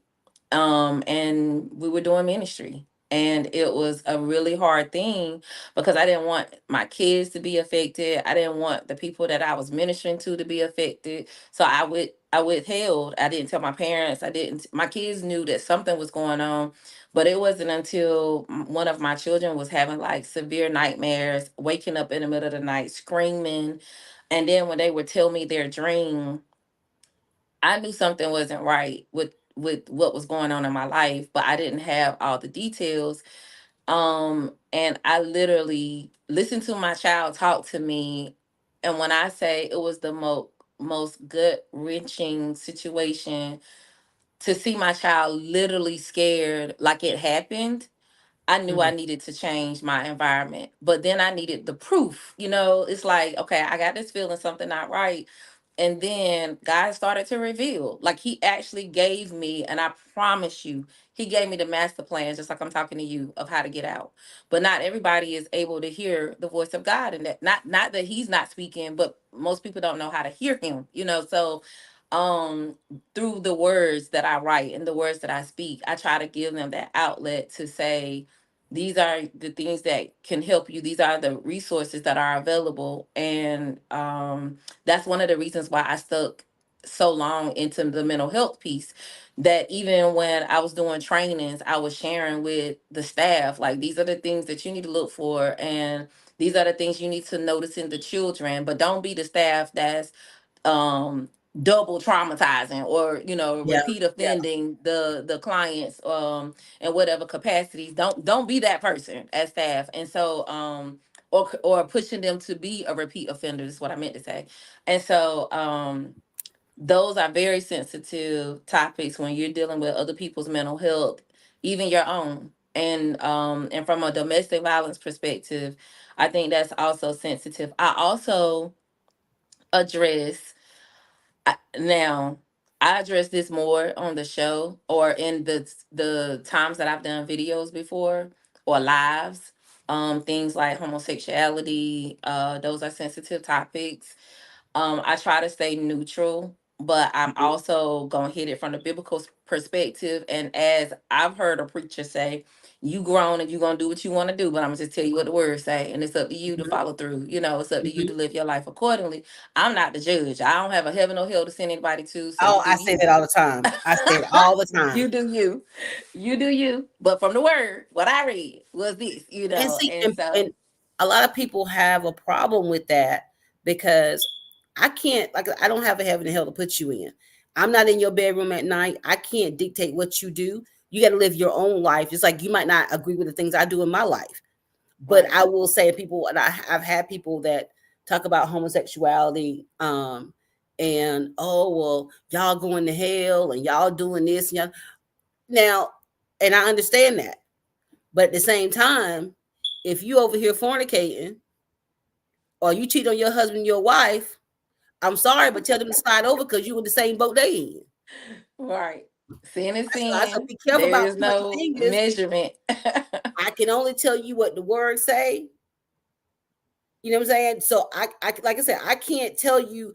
I can tell you what the word says, but it's up to you to do what you want to do, and you do what you want to do. But be careful about pointing fingers Right. because it says that all men sin.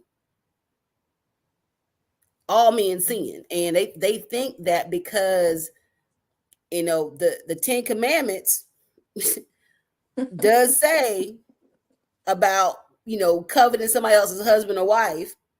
So Mm-hmm. yeah, but people don't. I like I said, I tend to say neutral because I try to love everybody, Right.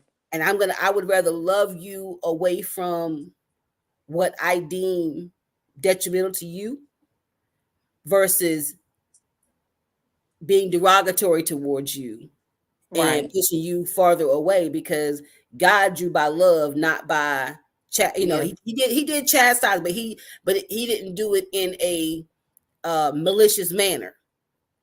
Right. Just like we chastise our Right. children, not being malicious. We're just like, hey, this is not good for you. Right. Don't do this. Right. And so, but people do what they want to do. And I'm like, don't ask me my opinion if you don't want it. It's gonna come from a biblical standpoint, whether you like it or not. Right. That's If just you me. want it, then you could get I'm it. gonna still But love you. I'm gonna still love you. I'm gonna still, I'm here. I'm gonna love you. I'm gonna love on you because you're a child of God just like I am. right. However, you know what I'm saying? I Yes. we Do we have somebody that's coming on that wants to add to the show? I don't know if she's trying to add on. Tamara, you no, she disconnected. I thought my sister was going to join, but and I will say one of the other compliments she said your makeup was always be used to be a makeup artist. Yes, Mary Your Kay. face was always be. I love that girl. She said it. She said her face was always beat, and think you used to do that. You used to do makeup for people. Yep, Uh-huh. yep. So she Yep. knows exactly who you was. I was like, okay. I said Yeah, I'm we gonna call definitely your give her a sister call. Tam, and I think that our connection was Cassandra. Cassandra's been my best friend since I Yeah, was 4. And yeah, so Miss Hattie used to have us all together doing yep, Girl Scouts or something. And yep. your mama used to cook up something. I thought she catered or Girl, something. she just finished I cooking done a few ate your minutes mama ago. food. Look, she just finished cooking downstairs a little while ago. I See? I'm Yes. so happy she came up here. Love it. Love it. And I remember I don't know. It seemed like I used to go to your house or something and Yeah, eat. if you I was with remember. Miss Hattie, you probably did because people used to think me and Tasha were sisters. Because Exactly. I can see we that. do look Uh-huh. alike. I was like, yeah, that's Yes. crazy. But yeah, when you said Grimes, and I'm like, there's nobody in Grimes and that I know that actually live there that I'm not related to. Right. So it's It crazy. seemed like that. Yeah, Yeah, Grimes was a pot that everybody just came out of. I'm sorry, I don't care where you from. If you exactly. say you grew up in Grimes, and we all related. And Now, we checking that line too. Okay, so I might not be kin to that person, but I'm kin on the mama side, not the daddy side. there you go. My kids and I told them this, and my son lives in he's actually at A&T right now too, and Uh-huh. he said when he brings home somebody or my we go to any kind of event in Greenville or Grimes or whatever, and they don't even want to talk. I don't care if they find somebody that's good looking or whatever. My daughter's like, nope, because they're gonna probably be kin to me. I ain't trying it. I don't even want nobody down there. Exactly. But that's just the way it is. It's just the way it is in Hmm. Grimes, and I have to bring them to my parents. I'm like, hey, this is such and such, and he's like, who your mama, who your daddy, Yes. who's you raised, Yes. who your grandmama, granddaddy, and they do the research and say like, I don't want you to date your cousin. Right. That's what it's been for years. Yeah, I told my mom Hmm. I had a crush on this guy and who he was, and she was like, wait a minute. She's like, that's your third cousin. I'm like, See, what? She's like, yeah, yes, ma'am. No, forget that. I was like, okay, that's let me it. tell you a real quick story. So Gronslin and Simpson are like cousins, right? They Yep. they all Mm-hmm. kind of meshed in there together. And I remember being in the ninth grade, and at the time, this girl had came to the school. She was a thorn in my side in the seventh grade, a thorn in my side in the eighth grade, and by the time we got to the ninth grade, I was ready to fight. And I've never fought.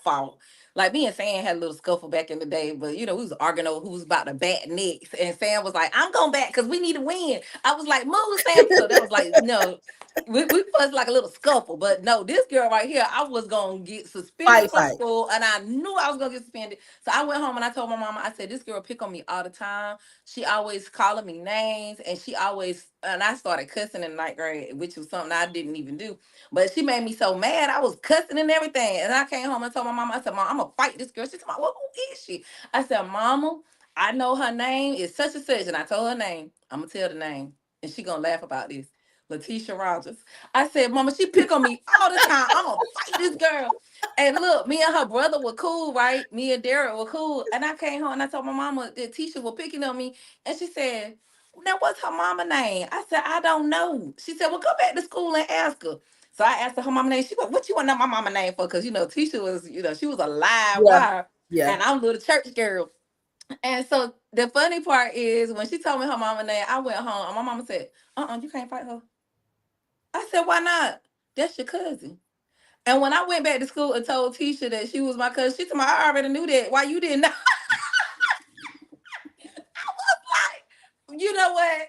Y'all need to have a whole tree. A whole tree. Like A I knew whole Kim tree. Daniels was my cousin. I knew Lisa Daniels was my cousin.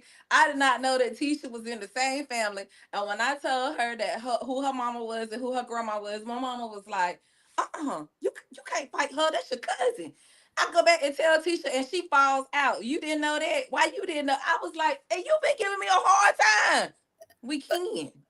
like, no, that's not what we do. Look, giving me a hard time being kin is totally different than giving me a hard time. We don't even know each other like that. We don't know. And I was, when I said I was ready to fight, I was like, I'm going to get suspended, Mom. I'm going to get suspended. She said, no, you can't do that.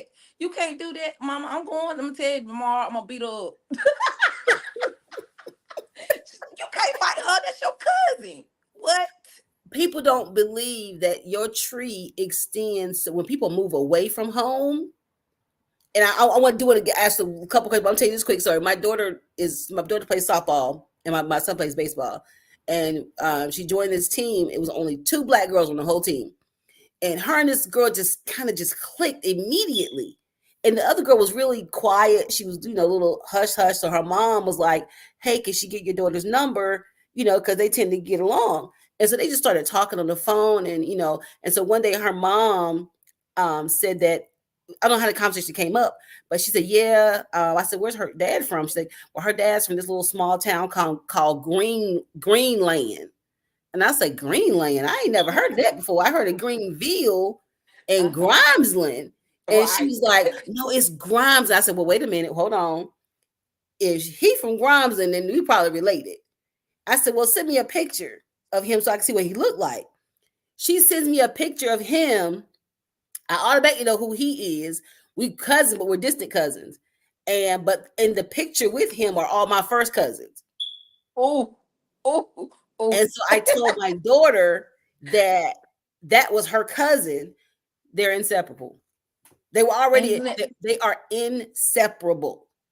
We went on a cruise. Her mom and her mom's boyfriend had to go because she wanted to go with Jamia.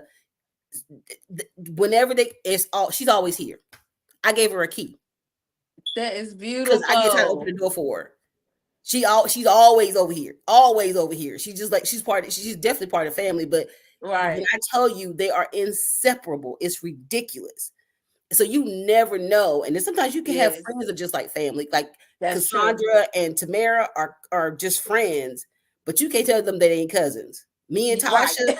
That's my sister. You know what I'm saying? So we get it. But because girl, I have enjoyed talking to you. Tamara, she was dead on about you. I love you. So okay, so quick question. Now, spoken word has definitely evolved into this popular artistry right now. It is very popular on social media, spoken word. A lot of people are giving out their messages in a way that people are receiving it more because it's in the spoken word form. Mm-hmm. So how does that fit into your trajectory? Is it not only do you do it for your outlet, but is it a form of getting your message out to people, helping people, connecting to people, let them know that they've been through, situations that they're not by themselves?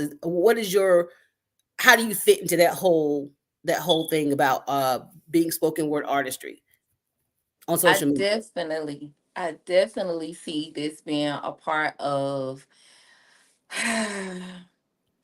I want to get more away from so much tradition, if that makes sense. Mm-hmm. The artistry side of me and the message that matches the artistry is more of who I am.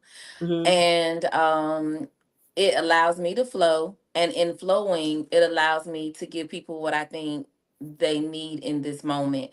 There is, in my opinion, a whole lost era. I feel like there is this generation of us that's missing the genuine truth about life. I know that sounds simple, but I think the complexities of it, because we're losing identities and because some of us are losing our voice, somebody has to be that voice of reason, and somebody has to be that genuine, authentic person to bring things to the light, to address them, so that we can bring solutions to those problems. Even politically, I feel like this is the era of movement, that it is definitely necessary to captivate the audiences. And we have the social media to thank for being able to do that on a worldwide Yeah,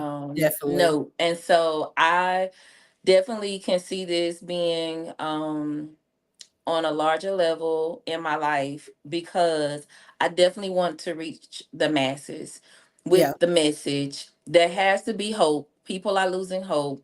The suicide numbers are increasing, and I know I watch Facebook a lot when I see people post, and the blessing of having 5,000 friends, as well as Hmm. um the people that I follow, like I try to pay attention to what's going on around me, even in my communities.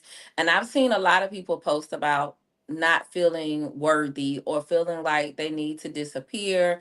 The pressures of life are too great, and especially women, men not so much, but I did have an opportunity to travel to Fayetteville to do a training recently, and one of the conversations was men don't feel like, they feel like if they were to express, that women will look down on them. And they also Yeah. shared about the dating experiences, how they felt like women being so independent has demised the role of men so much to the point where they don't even try anymore. So they'd just rather be single. But when I'm opening my mouth to share, there are some women that still want a good man. There are Yes. some women that Yes. still want the man to lead. There are some women that thinks you're absolutely attractive because you are chocolate or of the browner skin. Like, this, don't throw yourself away because you think you had one bad apple, and or even a couple bad apples. Not all Yeah. the apples in the bag are bad, you know. Yeah. And so I try to use that as my platform to encourage um the men, the women, as well as the children, because I feel like the respect factor for children has diminished. Them not knowing, they might know to honor the parent, but not necessarily knowing how to honor the parent. Like, Hmm. I feel like some things we just need to go back to. And so I use that platform to definitely get that word out. That's great because, like you said, a lot of people, I think, and that's one of the things that me and Maurice, but Tobias bump heads with. Like, I get that men want that woman from back in the day that cooked and cleaned and took care of the house, and husband never had to worry about food not being on the table. But those women stayed home because the man took care of everything. So if you want me to be great grandma, you need to be great grandpa. Right. You know what I'm saying? So, but Yes. I also don't want people to think that, for men to think that, I have to be in a box, that I can't be authentically who I'm supposed to be, and not be able to be who I'm supposed to be with you. Right. I can still be independent. I can still have my own businesses. I can still, run my business and be what the young girls call a boss, Right. but come home and be a wife. Right. There's You room in know my how to life to be. multitask. I mean, being a mom is testament by itself Right. to more than one. Because you had five, I had two, and like went crazy. So I could only imagine having five. Yeah. Now, real quick, we don't have. I do know. Do you still do the Mary Kay? Yes. You do that? Okay. What got you into Mary Kay? Real quick. I've always loved makeup. I've Mm-hmm. always loved hair, and so they actually fit. They were a great fit. I started doing hair when I was like 8 years old, and by the time I was 12, I had a clientele where I was traveling around Simpson and Grimesland with a little pocketbook looking hair dryer doing hair with a briefcase with products in it, and so I would dibble and dabble in makeup, and I finished hair school in 1995, which I was 19, and I was dating a guy. Uh, his last name was Thompson, and his mother was into Mary Kay, and me and her had such a wonderful relationship. She introduced me to it, and she would take me to shows with her, and she was doing the doggone thing. Okay, she was trying to get her pink Cadillac, and I fell in love with Mary Kay. She introduced me. I fell in love with it, and throughout the years, I've been in and out, Mm-hmm. but I've never left the makeup part of it. So Yeah. even when I wasn't building the team, I was still using the product. So Mm-hmm. Her name was Lola Thompson, and her son that I was dating at the time was Alkawan Thompson, Alky, as they called him, and his Mhm. brother name was Bershawn. I'm pretty sure you remember Bershawn Thompson. Yes, And that was my brother's teammate on yes, basketball. Yes, shout out to Bashan. yes. I know Bashan.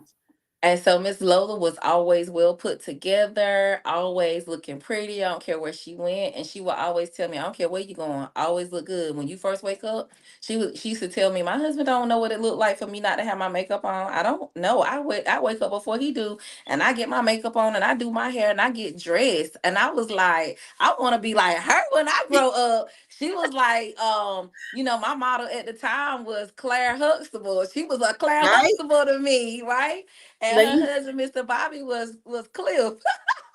so do you know And what it so, reminds me of? That scene. You know the scene on Different World after Whitney and Bobby got. I mean Whitney and Bobby. Lord, Whitney and Dwayne got married. Whitney and Dwayne. And she woke up and went to the bathroom. She brushed her teeth and smacked her face, get her the blush going, and smoothed out her Yes. hair, and then went and laid on a pillow, and she had her hair laid out. He's like, Uh-huh. that's it. Those were But the now I best will TV tell you, shows. now that I am all for it, but I will tell you, my husband knows exactly what I look like without makeup. I know Exactly. that's right. I And mean, I after told we were in the military together, so he already know. I'm a very physical person. I'm hmm still, my dad would be like, "Girl, I got that." I still throw it over my shoulder because I feel like if you stop using it, you're gonna yeah, lose. And that's so I right. still try to keep my strength. I still try to be just as active. Knees ain't as good as they used to be.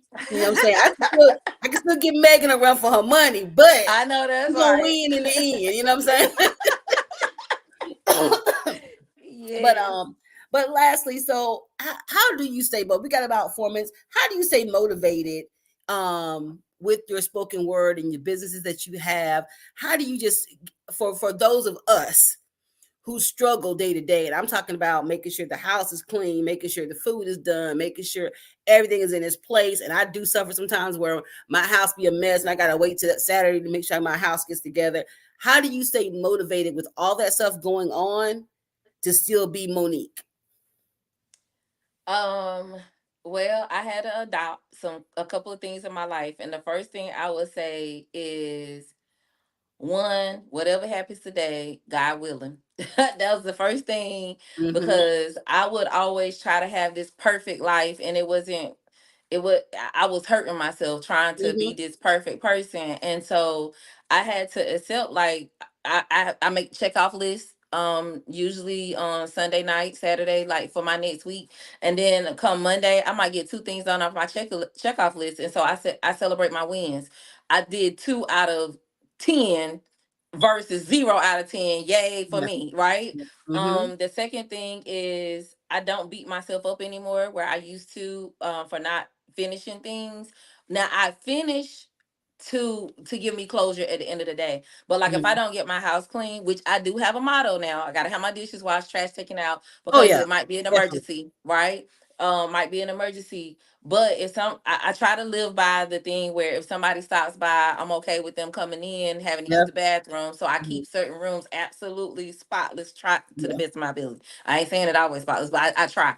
But even in that, the trying part of being a mom and the housekeeper and the businesswoman, some things I just say, and that can wait till tomorrow. Yep. And that can wait till tomorrow. And I'm Yep. not saying put everything off till tomorrow, but there are some anxieties that I created in myself that I was hurting myself more than I was helping myself. Yeah. So I do the things that are important. I do the things that are priority.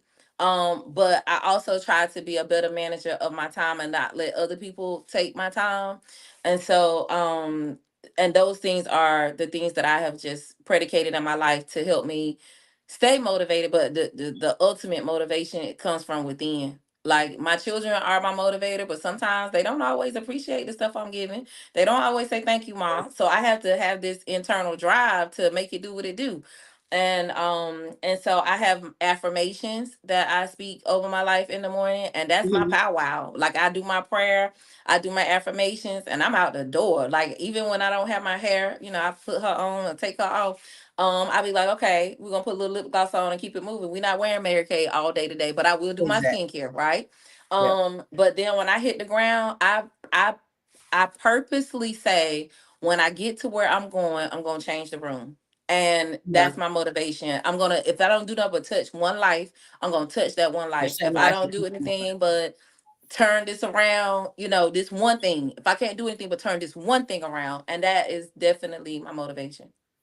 Well, now I will say we're gonna go ahead and for the radio's purposes because they ended at 11 o'clock. We're gonna say thank you to Monique for joining us tonight. For those that keep it in 100, we'll be back next week. So the radio show may disconnect now, but because we're on our virtual streaming service, we can keep going for a few more minutes. But I do want to ask you, so like you just said, so I shouldn't feel bad about. I don't feel like folding this little laundry right now. I'm just gonna sit right here because let me tell you, that's one of the banes of my existence is doggone laundry that I got to keep washing clothes. Like it ain't but two of us in the house, but this girl would change clothes 3-4 times a day. And I'm like, Oh, why are there so oh, many dirty clothes? And so I go wash. well, I'm like, okay, this is just gonna. And what my biggest pet peeve of her coming in my bedroom and looking through the basket to get something. And I'm like, why don't you just put it up right.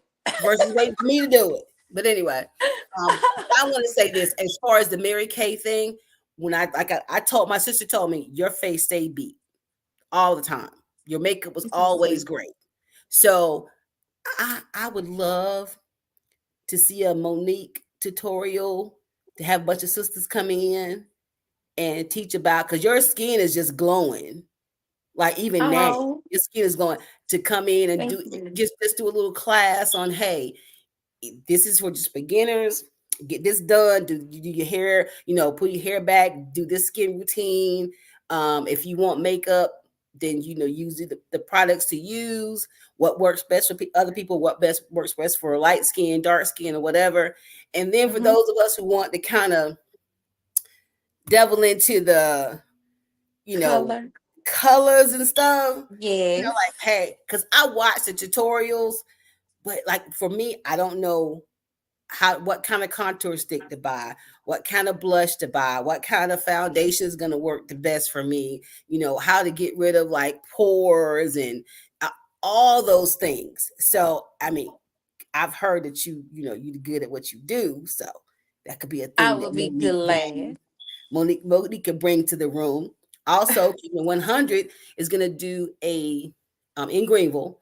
We're going to do a podcast with select people, and we're just going to talk about life, Hmm.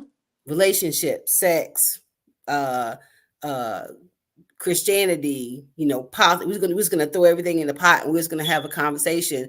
But we want people who are going to bring not only a positive message, but they're gonna know how to deliver that message and get and touch people with what they say, not just a bunch of rhetoric. You know what I'm saying? And Yes. so we would love for you to come back. We would Oh, love I'll for be you to glad do it. to. And we want you to start telling us when you're going to be having your spoken word event so that I would love for Tamara says sip and talk. See, she trying to get stuff Okay. started. There it is. She likes to get stuff started. That whole sipping Hmm. out. She's been saying that for a while, which I think it'd be a great idea. And that's one of Hmm. the things we're trying, to have people because we're all about cooking. Like you said, my mom, we're all about cooking. And so putting a little, hors d'oeuvres together with some wine and sipping, talking, having grown folk conversation, Yes. that's what we want to do. But we also want you to let us know when you're going to be having these events in Greenville and Washington, Raleigh, wherever you may be, so that we can come and join. Because Keeping It Okay. 100 would definitely come, and we love to get some footage, do some interviews with the audience that are coming out, after they've Hmm. seen the show, so you can get positive reviews. Do interviews with the artists so they can tell where they're, what they're doing and who they are and things like that. And even though you're already sold out, I'm going to talk to Houston and see what we doing. He says, is it the 20th or the 20? What do you say? What, 24th. 24th? See what Hmm. we got busy, what we got going on, and see if we can, slide down there. I, I I know y'all booked. We're gonna I see slide if I can down there. get y'all some backstage passes or See, something. See, that's what I'm talking about. It ain't always what you know, it's who you know. But yeah, I Yes, definitely, yes, Monique, I have enjoyed talking to you tonight. Like literally kindred spirits because I love yes. your essence. I love your spirit. You know, you are funny. I can just imagine you on stage. I would love any YouTube videos. Not from poetry. Come No. on, Monique. No. I told you I'm getting back out there. I'm definitely going to get back out there. I'm working on it You as we should speak. definitely have some YouTube videos and go ahead and build your following on YouTube and all these other social platforms. Tell your baby girl, I rely on my baby girl. She's 15. They do all Yeah. about that virtual world. I rely on her for stuff like that. Your daughter that's going to California, prayers up to her. Hopefully she does exceedingly well when while she's gone. Thank you. But talking to her about the business side of it, yeah, you already got people in your corner willing to help you. You just Yeah, gotta dive in it. my baby girl said, "Mom, you need to come off Facebook. That's for old folks." I said, "Well, Oh, I guess I'm old I because said, I love me baby, some Facebook." She look, said, "No, look you need to be on Instagram and TikTok, on okay? Because TikTok. that's not it. That's not Facebook. That's not it." She's literally trying to get me to join all of my accounts so that when I go live, it goes live on all of them. Because I'll send her stuff, but it'll be Wow. a Facebook video. I can't see that. I ain't got no Facebook page. I'm like, she said, don't My daughter nobody said, like don't nobody 20 and under got a Facebook page. I'm "That's like, what she said. That's what she okay, said." whatever. So they But must be she singing the same song. look, she joined like last week just because she can never see nothing I send her. So she just created a Facebook page with no content, just her picture and who she is. That's it. Wow. Just so she can see videos. But yeah, I think YouTube is your probably one gonna be your best friend. YouTube, and she's right.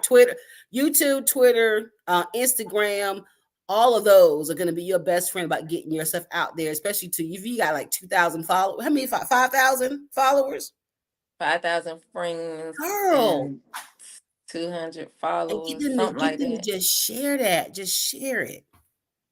But I will be talking to you offline about this whole sip and talk that Sip Tamara's and talking talk. about, and you can give us some more Yes. of that. Uh, I say for the sip and talk then.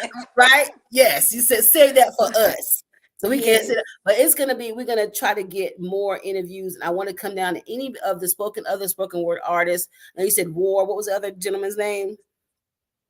The only one that I'm affiliated with right now is War. Okay, War is Words and Rhythm by Ethan Armstrong. And I Ethan want Lawson. to say I'll send you his flyer. Mm-hmm. So that if you want to reach out to him about the 24th event, you can.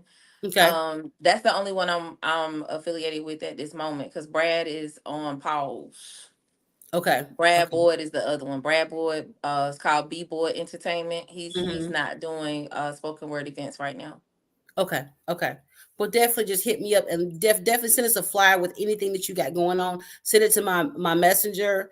Whenever you send it to us, I'll make sure I post it on our social media, our website, and mention it on the show so that anybody's watching, especially from Greenville. A lot of our family and followers are from Greenville, so they'll see what's Okay. going on, and hopefully they'll come out and support you.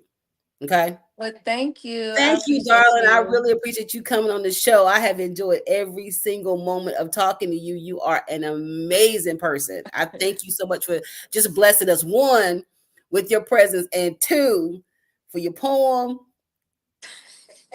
Yeah, yeah. You You're gonna make me break welcome. out And my thank pen you and for paper. having me. You gonna make me break out my pen and paper again. Go ahead. Go ahead so I can hit you real good. But thank you Look, so much for having me. And I look forward to collabing with you. So keep me yes, posted as ma'am. well. Definitely, definitely. Thank you guys so much for joining Keeping It 100 tonight. Our special guest, Miss Monique, aka Mo'Vybe Green, was in the building. We love her. We appreciate her coming on. Thank you guys. We will see you guys next week. Take care. Bye, Monique. Bye bye.